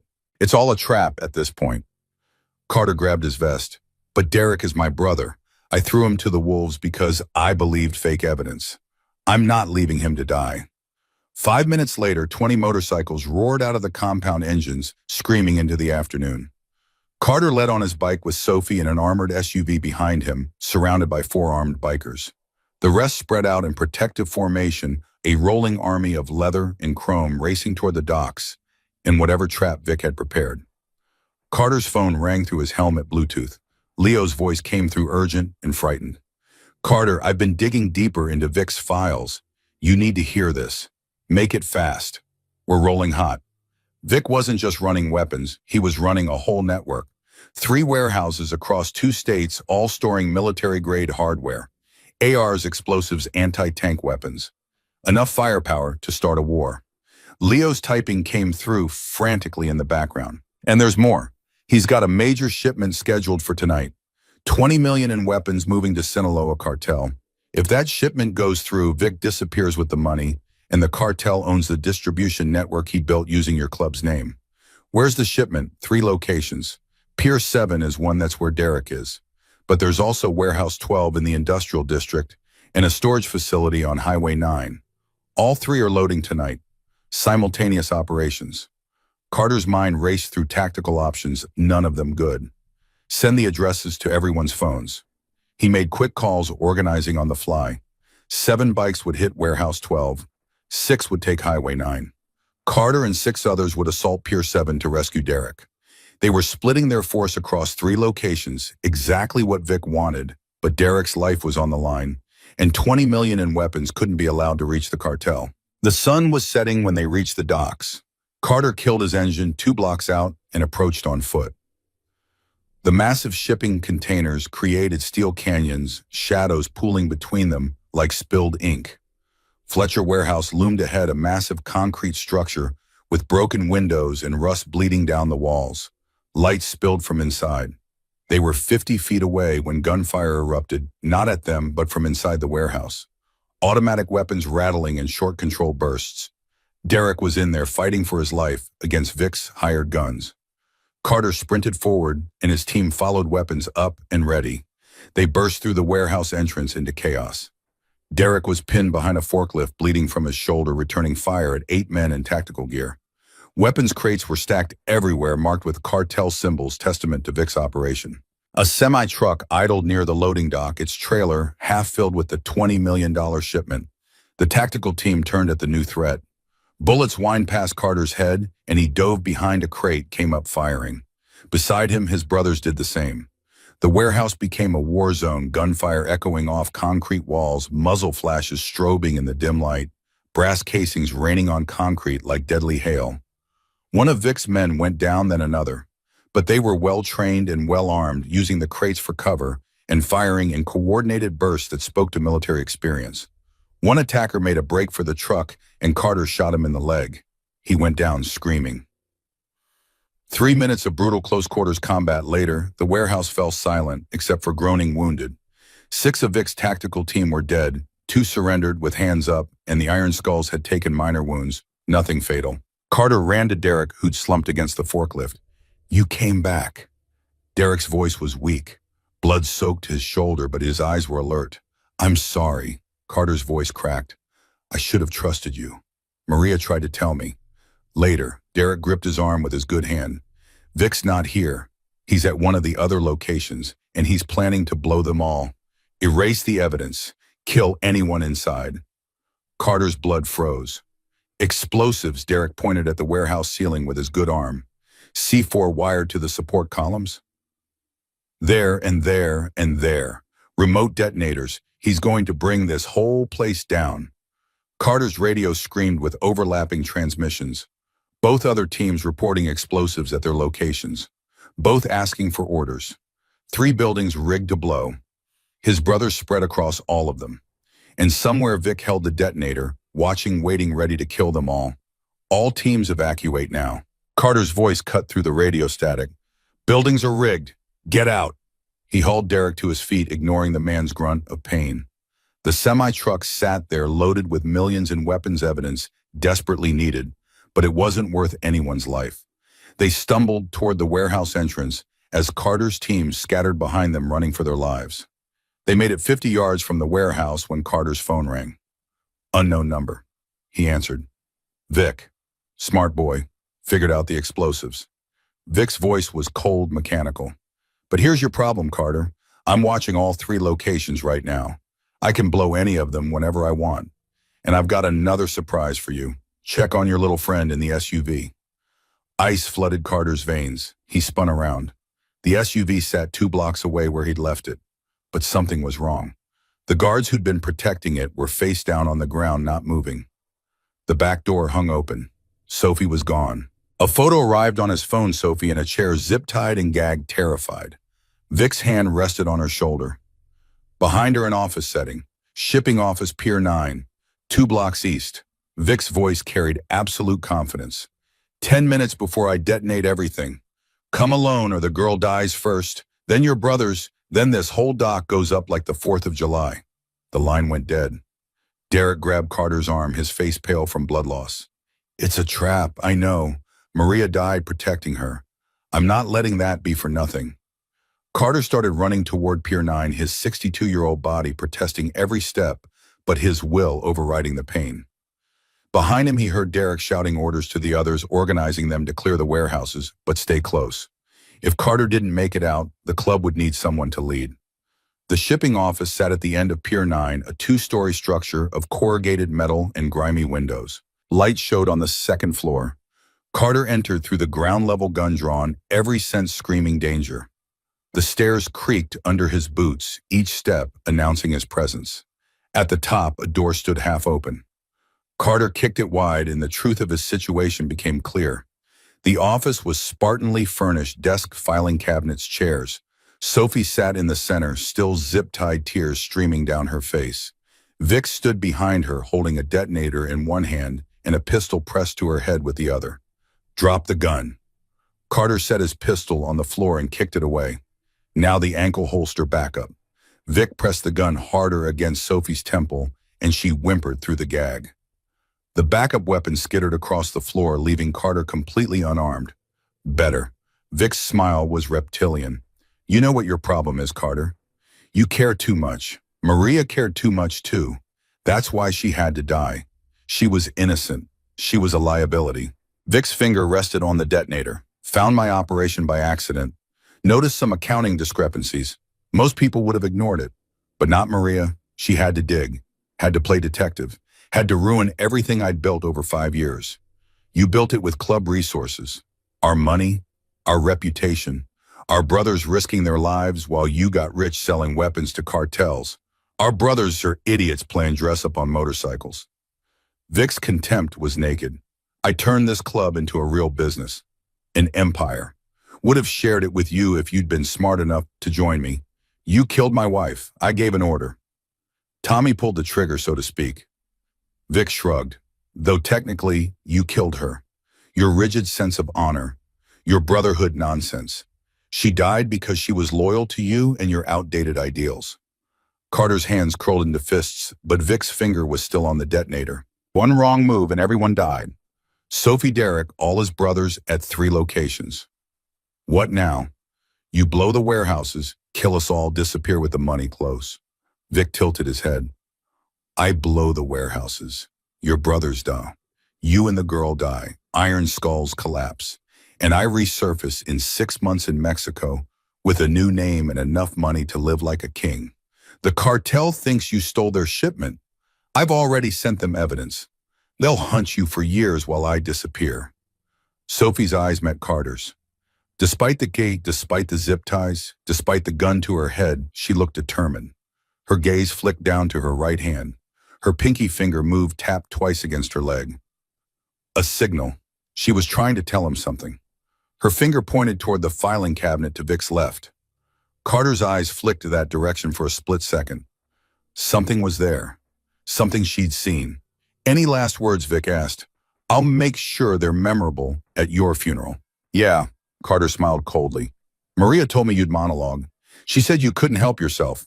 Always had to be the smartest guy in the room. Always had to explain how clever you were. Vic's face darkened. What? She told Sophie something else. A third secret. The one she saved for the end. There's nothing else. The filing cabinet. Top drawer, Carter said clearly. Maria hid her real backup there 2 weeks before she died. Everything you did, everything you said, she recorded it all and hid it where you'd never think to look in your own office. Vic's eyes widened. His head turned slightly toward the cabinet, curiosity overriding caution for one crucial second. Sophie threw herself backwards, slamming her chair into Vic's legs. He stumbled. The gun and detonator both swung away from their targets for one heartbeat. Carter launched himself forward and hit Vic like a freight train, driving them both into the wall. The detonator flew from Vic's hands, skittering across the floor toward the door. The gun went off a deafening crack in the enclosed space, the bullet punching into the ceiling. They crashed through the office door and tumbled down the stairs in a tangle of limbs and fury. Carter's fist connected with Vic's jaw. Vic's elbow caught Carter's ribs, and pain exploded through his chest. They hit the ground floor, still fighting, rolled across concrete, each trying to gain advantage. Vic was younger by 10 years faster. But Carter was pure rage given form, 40 years of brotherhood, betrayed channeling through his fists. Vic got on top, his hands closing around Carter's throat. Pressure built behind Carter's eyes. His vision started to tunnel black, creeping in at the edges. This was how it ended, strangled by a traitor in a shipping office while Sophie watched from above. A gunshot cracked. Vic jerked his grip, loosening. He looked down at the red bloom spreading across his side, confusion crossing his face. Derek stood in the doorway, smoking pistol in his good hand, his wounded shoulder still bleeding. That's for Maria. Vic collapsed sideways. Carter shoved him off and gasped for air, his throat on fire. Derek moved closer but kept his gun trained on Vic. The detonator. It's still active upstairs. Carter's hands found Vic's throat, now squeezing. Disarm it, now, or I let you bleed out slowly. Vic's laugh was wet and broken blood bubbling from his lips. Can't, it's on a timer. Set it when you arrived. Buildings blow in 3 minutes whether I'm alive or not. You're lying, am I? Vic's smile was bloody. Only way to stop it is the override code, 8 digits, and I'm the only one who knows it. Footsteps pounded on the stairs. Sophie appeared, her zip ties cut, somehow the gag pulled down. She held the detonator in both hands, staring at the display. 2 minutes, 50 seconds. Get out of here, Carter ordered. Get back to the compound. There's no time. Sophie knelt beside Vic, and her voice was quiet but certain. Maria figured out your code. She told me what it was in case we needed it.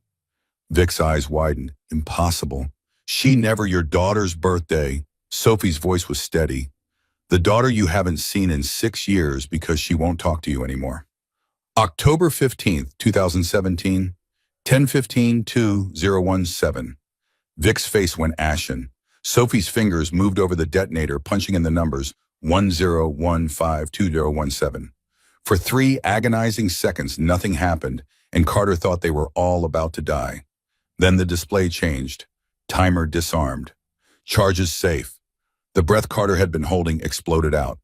Sophie set down the detonator carefully and looked at Vic with something like pity. Maria said you were broken long before you became evil. She felt sorry for you, but sorry doesn't bring her back.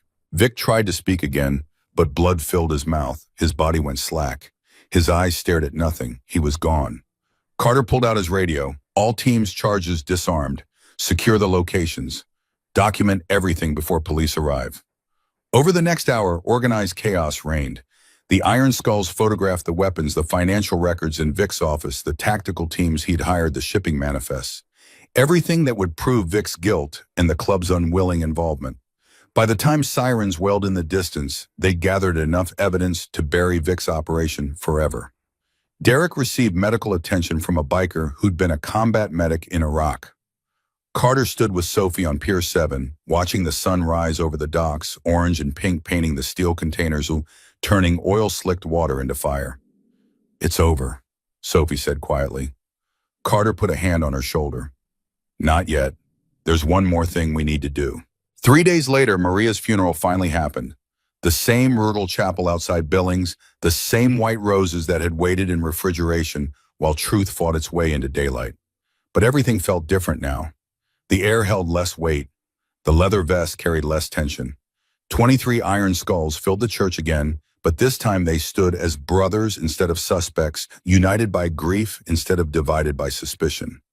Derek stood at Carter's side, his arm in a sling, but his head held high. The doctors had patched his shoulder clean through and through, no permanent damage beyond the scar he'd carry. Tommy sat in county jail awaiting trial, having agreed to testify against the remains of Vic's operation in exchange for a reduced sentence. The hired tactical teams had scattered or been arrested. The weapons shipments had been seized. The FBI was building cases that would take years to fully untangle. But today wasn't about justice. Today was about goodbye. The Iron Skulls weren't alone. Word had spread through the motorcycle community the way wildfire spreads through dry Montana prairie, fast and consuming. The Iron Kings from Nevada had sent a delegation of 15 riders. The Road Devils from Oregon brought 12. The Blackthorns from Arizona arrived with 18 bikes and a flag they'd ridden 2 days straight to deliver. 70-plus bikers packed the small chapel until standing room disappeared and men lined the walls with heads bowed. Maria hadn't just been a biker's wife. She'd been a warrior who'd fought corruption with nothing but courage and a USB drive, who'd protected a homeless child when nobody else cared, who'd documented truth knowing it would cost her everything. Her death had exposed a cancer that would have destroyed the Iron Skulls from within. She'd saved them all, even from the grave. Sophie stood beside the coffin one last time. She'd cleaned up over the past 3 days, showered new clothes that actually fit, hairbrushed until it shone. But her eyes still carried those shadows, the kind that never fully fade. She placed her small hand on the polished wood, and the chapel went silent. I kept my promise. Her whisper carried in the stillness. They know the truth now. You can rest. You can finally rest. She stepped back and Carter moved forward. He'd spent 2 days writing what he wanted to say, filling pages with memories and grief and love. But standing here now, looking at Maria's coffin, the words dissolved. He pulled out the letter instead, Maria's final message written weeks before her death, before she knew how it would end, but knowing enough to prepare. His voice cracked as he read, "To my Iron Skulls family, if you're reading this, I've lost my fight, but I pray you've won yours." He had to stop, breathe, force the words past the broken glass in his throat. Protect the innocent. Stand for truth, even when it costs everything. And please give Sophie the family she never had. She is the bravest of us all. The last sentence broke him completely. Derek stepped forward and took the letter, finishing it, while Carter's shoulders shook with grief he had been holding back for 7 days. Ride free. Ride proud. Remember why we wear these colors. Maria. The pastor nodded to the pallbearers, Carter, Derek, and 4 others who'd known Maria longest. They lifted the coffin, and its weight was nothing compared to what they had been carrying. They carried her out of the chapel into October sunshine that felt too bright for the moment, loaded her into the hearse for the drive to the cemetery. The burial happened under an old cottonwood tree that had watched Montana change for 100 years. Late October leaves drifted down gold and red and orange, falling like blessings on the assembled crowd. The coffin was lowered into Montana earth, into the soil Maria had loved, the place she'd chosen to make home. Each biker tossed a handful of dirt, the old ritual, the final goodbye. The sound of earth on wood was the loneliest sound Carter had ever heard. After the cemetery, they gathered in the parking lot. 70 motorcycles lined up in formation, chrome catching the afternoon sun. Carter lifted Sophie onto his bike and settled her in front of him where she could see the road ahead. Her small body fit in the space between his arms and the handlebars, protected and safe. You're one of us now, for as long as you want to be. His voice was rough from crying and not sleeping in 7 days of grief. Sophie looked around at the circle of bikers, hard men with soft hearts, warriors who'd become her family men, who'd kept Maria's last wish when keeping it meant risking everything. Forever. She said it with the certainty that only comes when you've lost everything else and finally found something worth holding. Carter reached down and showed her the gas tank. Someone had painted it while he was at the docks, professional work. Clean lines, colors that matched his bike's scheme. Sophie's name sat there beside Maria's 2 women who'd saved his life in different ways. One by loving him when he was broken, one by trusting him when trust should have been impossible. 70 engines roared to life with a sound like thunder rolling across the Montana plain. They pulled out of the cemetery in formation, a memorial run for a fallen sister, a ride to honor someone who died protecting what they'd built. The rumble echoed off the hills and trees, announcing their presence to anyone who cared to listen. They rode through Billings with deliberate slowness, letting the city see them. People stopped on sidewalks. Some saluted veterans, recognizing the funeral formation. Others bowed their heads in respect they might not understand but felt anyway. Children waved and their parents pulled them close, not out of fear, but out of reverence for something larger than themselves. An old man in a Korean war cap stood at attention outside a coffee shop, his hand raised in salute that trembled with age and respect. Carter nodded to him as they passed one warrior, acknowledging another, one generation passing the torch to the next, even though Carter was old enough to be the grandfather himself. The Iron Skulls rode united now. Their enemies destroyed their honor, restored their family whole again, minus one angel who watched from wherever angels watch from. Vic's betrayal had been cut out like cancer, painful and necessary. Derek had been vindicated. Tommy would serve his time and maybe possibly find some kind of redemption on the other side. The club had survived what should have destroyed it. Sophie held tight to Carter as wind whipped through her hair. For the first time in years, maybe in her whole short life, she felt safe, felt protected, felt like she belonged somewhere. The motorcycle's rumble transmitted through her whole body, steady and powerful and sure. Behind her, Carter's presence was solid as stone, reliable as sunrise, exactly what Maria had promised he would be. They rode out of the city toward the compound, the procession stretching behind them like a steel snake winding through Montana landscape. Mountains rose in the distance, snow already dusting the peaks, even though winter hadn't officially arrived. The sky stretched vast and blue overhead, the kind of sky that made you believe in something bigger than yourself.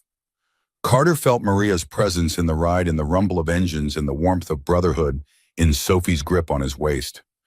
Not a ghost, nothing supernatural, just memory and love, woven so tight into the fabric of living that they became indistinguishable from breath itself. She was in every mile of highway they'd ridden together, every sunset they'd watched from the compound, every moment of peace she'd given him when peace seemed impossible.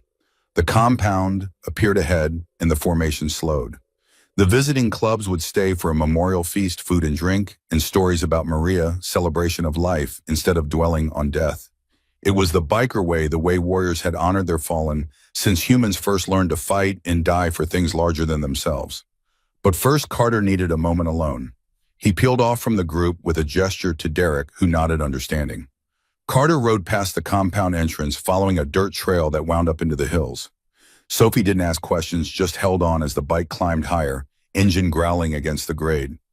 A mile from the compound, Carter stopped at an overlook he and Maria had discovered years ago. The view stretched for miles, the compound below Billings, in the distance mountains beyond that, the whole world laid out like a promise of possibility. They'd come here on anniversaries and bad days and good days and days when they just needed to remember why Montana was worth the brutal winters and the isolation and the struggle. Carter killed the engine. Silence rushed in, not complete silence, but the natural kind filled with wind and birdsong and the whisper of grass moving. Sophie climbed off the bike and stood beside him, looking at the view. She loved this place. Carter's voice was quiet. Said it reminded her that problems were small and the world was big, and love was the only thing that made any of it worth anything. Sophie slipped her hand into his. She was right. Yeah, she usually was. Carter squeezed her hand gently, aware of how small she was, how much courage lived in that small frame. This kid had walked into a chapel full of dangerous men and refused to let them bury truth, had kept promises when adults had broken theirs, had survived horrors he could only imagine, and come out the other side still capable of trust. Maria would have been proud of you. He looked down at her. Hell, I'm proud of you. Sophie's eyes filled with tears, but she smiled through them. She said you were the best man she'd ever known. Said if anything happened to her, I should trust you completely. She was right about that too. Carter felt something break loose in his chest, the last piece of grief that had been holding him together through 7 days of investigation and violence and revelation. He knelt down to Sophie's level and pulled her into a hug, this broken child and this broken man holding each other up while the Montana wind blew around them. I'm going to take care of you. Legal adoption, the whole thing. You're going to have a home and school and everything you should have had all along. Sophie's arms wrapped around his neck tight enough to hurt. I don't need everything. I just need this. I just need family. You've got it. You've got all of us. They stayed like that for a long moment, two survivors clinging to each other while the world turned beneath them. Then Carter stood and looked out at the view one more time. Goodbye, wildflower. He said it to the wind, in the mountains, in the empty sky. I'll find you again someday, but until then, I've got promises to keep. Sophie tugged his hand. We should go back. Derek will worry. Yeah, let's go home. They climbed back on the bike and Carter started the engine. The ride down the hill was easier than the ride up, gravity helping instead of fighting the path, familiar instead of uncertain. By the time they reached the compound, the memorial feast had begun. Long tables had been set up in the main hall, covered with food that people had brought, casseroles and barbecue and pizzas, and the kind of comfort food that communities create when words fail. 70 bikers filled the space with noise and warmth and life. Stories about Maria circulated, some funny, some touching, all true. The Iron King's road captain told how Maria had helped his wife through cancer treatment, driving 3 hours each way, twice a week, to sit with her during chemo. One of the road devils remembered Maria organizing a toy drive that had filled 2 semi-trucks for kids in foster care. The Blackthorn's president shared how Maria had talked his teenage daughter out of suicide, sitting with her through a dark night until dawn brought hope. She saved people. He said simply, that's what she did. She saw broken things and she fixed them. Fixed me. Fixed my daughter. Fixed this club by making sure the truth came out even after she was gone. Carter listened to the stories and realized he'd only known part of Maria. She'd been his wife, his salvation, his sanctuary. But she'd been so much more to so many others, a light in dark places, a voice for those who had none, a warrior who fought with kindness instead of violence, but never backed down from necessary battles.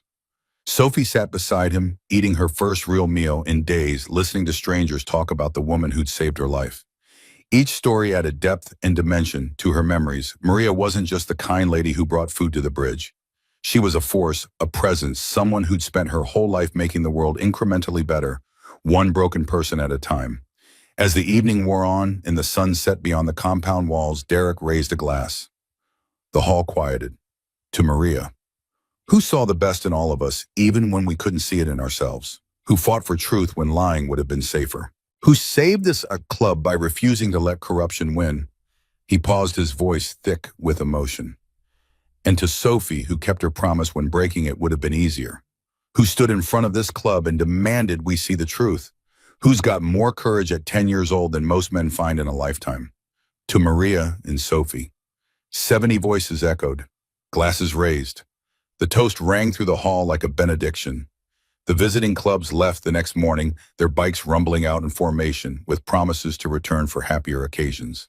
The compound settled into new rhythms, life, without Vic's manipulation, without Derek's false guilt, without the cancer that had been growing for 2 years. Carter threw himself into the adoption paperwork with the same intensity he'd brought to the investigation. Sophie needed stability, needed legal protection, needed to know she wouldn't wake up one day and find herself back in the system.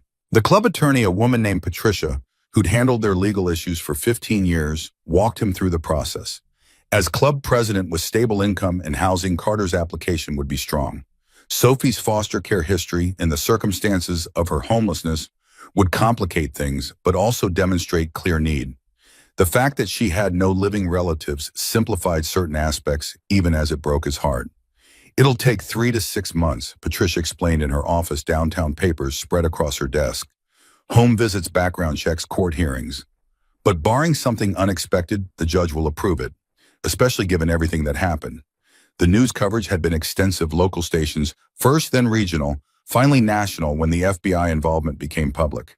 Grieving biker president, murdered wife, child, witnessed corruption, and cartel connections. It had everything news cycles craved. Most of the coverage portrayed the Iron Skulls sympathetically, which was unusual. Carter had given one interview, brief and controlled, explaining that Maria had died exposing corruption and protecting an innocent child. Sophie appeared in none of the footage. Patricia and the FBI both agreed she needed protection from publicity. Her identity was sealed in court documents. To the public, she was just a minor witness who cannot be identified. But within the motorcycle community, her name was legend. The kid who wouldn't let them bury Maria until truth came out. The kid who kept her promise. The kid who'd been braver than grown men with guns and decades of experience. Weeks passed. October became November, and Montana winter arrived with characteristic brutality: snow in the mountains, frost in the valleys, wind that cut through leather like it was nothing. Sophie enrolled in school for the first time in almost a year. Carter drove her every morning, watching her walk into the building with a backpack and lunch and all the normal things children should have. She struggled at first. Math, she'd missed reading, she'd fallen behind on social skills, atrophied from months alone. But she was smart and determined. Teachers reported she worked harder than anyone staying after class for extra help completing assignments with the intensity of someone making up for lost time. Other kids didn't know what to make of her at first, this quiet girl who'd appeared mid-semester with a story nobody could talk about. But gradually friendships formed. A girl named Emma who liked the same books. A boy named Marcus who shared his lunch when Sophie forgot hers. Carter attended parent-teacher conferences and school concerts and all the mundane rituals he'd never experienced. He and Maria had never had children, her choice initially, his acceptance later, both of them content with each other and the club of family they'd built. But Sophie filled spaces he hadn't known were empty, gave him purpose beyond the club, made him think about legacy and the future instead of dwelling in past and present. Derek helped at stepping into the role of uncle with natural ease. He took Sophie to movies while Carter handled club business. Taught her to throw a punch properly when she asked, showed her how motorcycles worked when she expressed curiosity. The bond between them was immediate and strong. Two people who'd both been falsely accused, both knew what it meant to be judged unfairly, both understood the weight of kept promises. December arrived. The adoption hearing was scheduled for mid-January, assuming all the background checks cleared. Sophie would turn 11 in February, a birthday she'd never properly celebrated, she admitted one night. Her mother had been too high to remember, her foster father hadn't cared, and on the streets, birthdays were just another day trying to survive. "We'll do it right this time," Carter promised. "Big party, all your school friends, whatever you want. Even a cake, especially a cake. Biggest cake the bakery can make." Sophie smiled, and Carter saw glimpses of the childhood she should have had, the innocence that survival had stolen. They were getting some of it back, piece by piece. It wouldn't erase the trauma. Patricia had arranged therapy sessions twice a week, and Sophie was working through things with a counselor who specialized in childhood trauma. But healing was possible. Maria had believed that, had staked her whole life on the belief that broken people could be made whole if someone cared enough to help. Christmas came. The Iron Skulls threw a party at the compound, not the wild ragers of earlier years, but something family-friendly, conscious of Sophie's presence. Presents piled under a massive tree someone had cut from the national forest. Food and warmth and laughter filled the halls. Sophie received gifts from bikers she barely knew. Books and clothes and art supplies and a laptop for school. But the gift she treasured most was the one Carter gave her, a small locket identical to the one Maria had given her, but new undamaged. "Open it." Inside was a photo, Maria on one side, Sophie on the other, the two women who changed his life. "So you never forget her. So you always remember you were loved." Sophie's tears came fast and she threw her arms around him. "I could never forget. Never." The adoption hearing happened on January 15th. Carter wore his best clothes, button-down shirt, clean jeans. The leather vest left at home for once. Sophie wore a dress Patricia had helped her pick out, navy blue and simple. They sat in family court while the judge reviewed the case file, asked questions, verified details. The foster care system had no objections. Sophie had been a runaway with a history of abuse. Returning her to that situation would be cruel. No relatives had come forward. No other parties claimed interest. Carter's background check was clean, except for minor infractions decades old. The home visit had gone well. Sophie's therapist provided a letter supporting the adoption. Her teachers submitted statements about her progress and adjustment. The judge was a woman in her 60s with kind eyes and a reputation for fairness. "Mr. Reeves, do you understand that adoption is permanent? That you're taking full legal responsibility for Sophie's welfare until she reaches adulthood?" "I do, Your Honor." And Sophie, do you want to be adopted by Mr. Reeves? You can be honest, this is your choice. Sophie looked up at the judge with those eyes that had seen too much. He's the only family I have, the only family I want. The judge nodded, made notes, reviewed papers one final time. Then she smiled. Based on the evidence and testimony, I'm granting the petition. Sophie is now legally your daughter. Congratulations to you both. The gavel came down, and just like that, Sophie had a father and Carter had a daughter. They walked out of the courthouse into January cold, their breath forming clouds in the frozen air. Carter's hand held Sophie's, and the grip was different now. Not just protective, but permanent, not just temporary shelter, but forever home. Derek waited outside with 10 other Iron Skulls, their bikes lined up despite the cold. When Carter and Sophie emerged, engines roared to life, a celebration, an announcement, a declaration that family had grown by one. The ride back to the compound was triumphant. Cars pulled over to let them pass the formation, commanding respect, even from strangers who knew nothing of their story. At the compound, more bikers waited with a banner, "Welcome home, Sophie." The feast that followed rivaled Christmas food and drink and joy that had been in short supply for too long. That night, after the celebration wound down and people drifted home, Carter found Sophie in what had become her room. She decorated it slowly over the month's posters and books and the accumulation of normal childhood. But the locket sat on her nightstand, the one containing Maria's photo, the most precious thing she owned. "You okay?" Carter asked from the doorway. Sophie looked up from the homework she'd been finishing. "Better than okay. I'm home." "Yeah, you are." He came in and sat on the edge of her bed. "Your mom, Maria, she'd be so proud of you. Proud of how brave you've been. Proud of how hard you're working in school. Proud that you kept your promise, even when it was terrifying.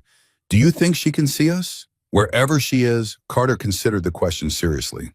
He'd never been particularly religious. Combat had beaten most faith out of him, and decades of hard living hadn't brought it back. But looking at Sophie, seeing how much good could come from tragedy, he wanted to believe in something. "I think if love is real, and I know it is because I felt it with her, then maybe some part of that love continues. Maybe she's here in the ways we remember her, in the ways we tried to live up to what she believed about us. I'll make her proud." Sophie said it like a vow. "I promise." "You already have, sweetheart. You already have." February brought Sophie's birthday and the promise party. 20 kids from school crowded into the compound's main hall, parents dropping them off with varying degrees of comfort about leaving their children at a motorcycle club. But Patricia had helped design the invitation to emphasize supervised, appropriate celebration, and Carter's demeanor put most concerns to rest. The cake was exactly as promised, massive 3 layers decorated with books and motorcycles and all the things Sophie loved. She blew out 11 candles while 20 kids sang off-key and 20 bikers sang even worse. Presents piled up, more books, more art supplies, a gift card to her favorite store. But the smile on her face was worth more than anything money could buy. Emma and Marcus became regular fixtures at the compound over the following months. At first, their parents were hesitant, but they saw how Sophie thrived, how Carter watched over all the kids with protective intensity, how the dangerous-looking bikers were gentle with children and respectful to parents. The compound became a second home for Sophie's school friends, and the Iron Skulls became accustomed to children running through spaces that usually echoed with adult concerns. Derek taught the kids basic motorcycle maintenance, how to check oil change a tire, understand the machine. Carter supervised homework sessions at the big table where club business used to be the only concern. Other bikers volunteered their skills. One taught basic carpentry, another coached an informal basketball team in the compound yard, a third led weekend camping trips into the mountains. The club was changing, evolving into something Maria would have approved of. Still strong, still capable of protecting their own, but softer at the edges, more connected to community, more conscious of the example they set. Vic's betrayal had been a wake-up call. Insular thinking and suspicion of outsiders had nearly destroyed them. Opening up, letting people see who they really were, building bridges instead of walls, felt vulnerable but necessary. Spring arrived, the snow melted, and Green returned to Montana. On the anniversary of Maria's death, April 12th, 1 year later, Carter and Sophie rode out to the cemetery together. The Iron Skulls had installed a proper headstone over Winter, Maria Reeves' beloved wife and sister, who fought for truth and protected the innocent. They stood there in silence for a long while. Sophie placed fresh flowers, wildflowers she'd picked from the hills, the kind Maria had loved. Carter just stood with his hand on the cold stone, saying goodbye and hello and thank you all at once. You did good, he said finally. Everything you planned, everything you set in motion, it worked. You saved the club, saved Sophie, saved me from becoming someone I'd hate. Sophie added her own words. I'm doing good in school. I have friends. I have a dad who loves me. I'm safe and happy, and I kept my promise. You can rest now. You can really rest. The wind blew through the cottonwood tree, rustling leaves that had witnessed another season's change. Birds sang. The sun warmed the earth. Life continued, because that's what life does. Continues despite tragedy, finds ways to grow through grief, transforms loss into something that honors the dead by living well. They rode back to the compound where Derek was organizing the spring cleanup painting buildings, repairing winter damage, preparing for the riding season ahead. Sophie changed out of her nice clothes and joined the other kids helping with simple tasks. Carter watched her laugh with Emma while they painted a fence, watched her confidence, and Joy watched her simply being 11 years old without the weight of trauma crushing every moment. That evening, as the sun set behind the mountains and painted the sky in colors that defied description, Carter stood on the compound's observation deck. The same place he'd stood 7 months ago, drowning in grief and rage, wondering if he'd survive losing Maria. The same place where he'd held Sophie while they both cried and promised to honor Maria's memory. He was still here, still standing, still leading the club and raising a daughter and finding reasons to wake up each morning. The grief hadn't disappeared. He suspected it never would, that he'd carry Maria's absence until his own death. But it had transformed into something livable, something that coexisted with happiness instead of consuming it entirely. Derek joined him on the deck, 2 beers in hand. He passed one to Carter, and they stood in comfortable silence watching darkness creep across the Montana landscape. She's doing good. Really good, Derek said finally. Yeah, better than good. She's thriving. Because of you. Because you kept your promise to Maria. We kept our promises, Carter corrected.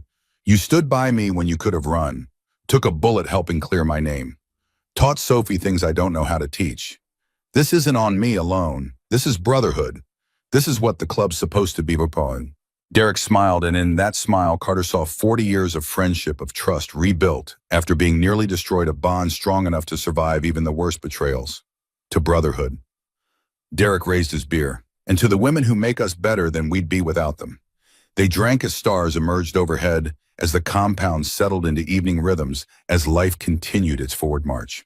Inside, Sophie was helping prepare dinner with some of the other club members, her laughter drifting through windows open to let spring air circulate. Her room waited upstairs, safe, permanent hers. School tomorrow, friends to see, a future stretching ahead filled with possibility. Carter thought about Maria's letter, about the last thing she'd written, ride free, ride proud. Remember why we wear these colors. The colors represented more than rebellion or danger or the outlaw myth. They represented family and loyalty and the belief that broken people deserve second chances. They represented standing up for truth even when lies were easier. They represented protecting the innocent and punishing the guilty and building something worth believing in. Sophie appeared in the doorway. Dinner's ready. You coming? Yeah. Carter smiled. We're coming. He and Derek headed inside, leaving the deck to darkness and stars. Inside was warmth and light and the sound of family. Inside was home, not the place, but the people, not the building, but the bonds, not sanctuary as location, but sanctuary as love made tangible through showing up and staying present and keeping promises that mattered. Maria's spirit rode with them, still woven into every day, every decision, every moment of choosing right over easy. She was in Sophie's laughter and Carter's patience and Derek's loyalty and the club's transformation from what it had been to what it was becoming. Death had taken her body, but not her impact ended her life, but not her legacy, silenced her voice, but amplified her message. The Iron Skulls gathered around the long table for the evening meal. 23 bikers, one 11-year-old girl, and the ghost of a woman who'd saved them all by refusing to let corruption win. They ate and talked and planned for tomorrow and the day after and all the days that would follow. They were family not by blood, but by choice, bound by tragedy, but defined by how they'd survived it, scarred but healing broken, but mending alive, and determined to honor those who weren't by living lives worth the sacrifice. Outside, 70-plus motorcycles sat silent in the compound lot waiting for the next ride. The metal and chrome and rubber that had brought them through investigation and violence and revelation that had carried them to funerals and confrontations and finally to peace. The machines were just tools, but in the hands of these men they became something more, symbols of freedom and power and the refusal to surrender to whatever life threw at them. Sophie found her place at the table between Carter and Derek, flanked by family, surrounded by love home in the truest sense. She looked at the faces around her, these hard men who'd become her protectors, these warriors who'd become her family, these broken souls who'd recognized a kindred spirit and decided she was worth saving. Tomorrow she'd go to school and learn algebra and read novels and play with friends. Tomorrow Carter would handle club business and make sure the bills were paid and continue the work of keeping the Iron Skulls legitimate and strong. Tomorrow Derek would rebuild trust with members who doubted him and prove through actions that loyalty meant something eternal. But tonight they were just family sharing a meal, remembering those who'd fallen, celebrating those who'd survived, and honoring the promise that had started everything. Don't let them bury me until they know the truth. The truth was known now. The truth was documented and proven and entered into official records that would outlast them all. The truth had cost Maria her life, but saved dozens of others, had destroyed Vic's empire, but preserved the club's soul, had revealed betrayal, but also reinforced loyalty among those who remained. And in the end, the truth had brought them here to this table, this family, this moment of peace, hard-earned and deeply cherished. Not perfect, not without scars, not free from future challenges that would inevitably arrive, but together, united, whole. Maria's promise was fulfilled. Sophie's promise was kept. Carter's promise to both of them to honor their courage to build something worthy of their sacrifice to create family from tragedy was being lived every single day. The Iron Skulls rode on engines, rumbling colors flying Maria's spirit in every mile. They rode for justice and brotherhood and the innocent who needed protecting. They rode for truth and loyalty and the belief that some things were worth dying for, which meant they were definitely worth living for. They rode for Maria, for Sophie, for each other. They rode free,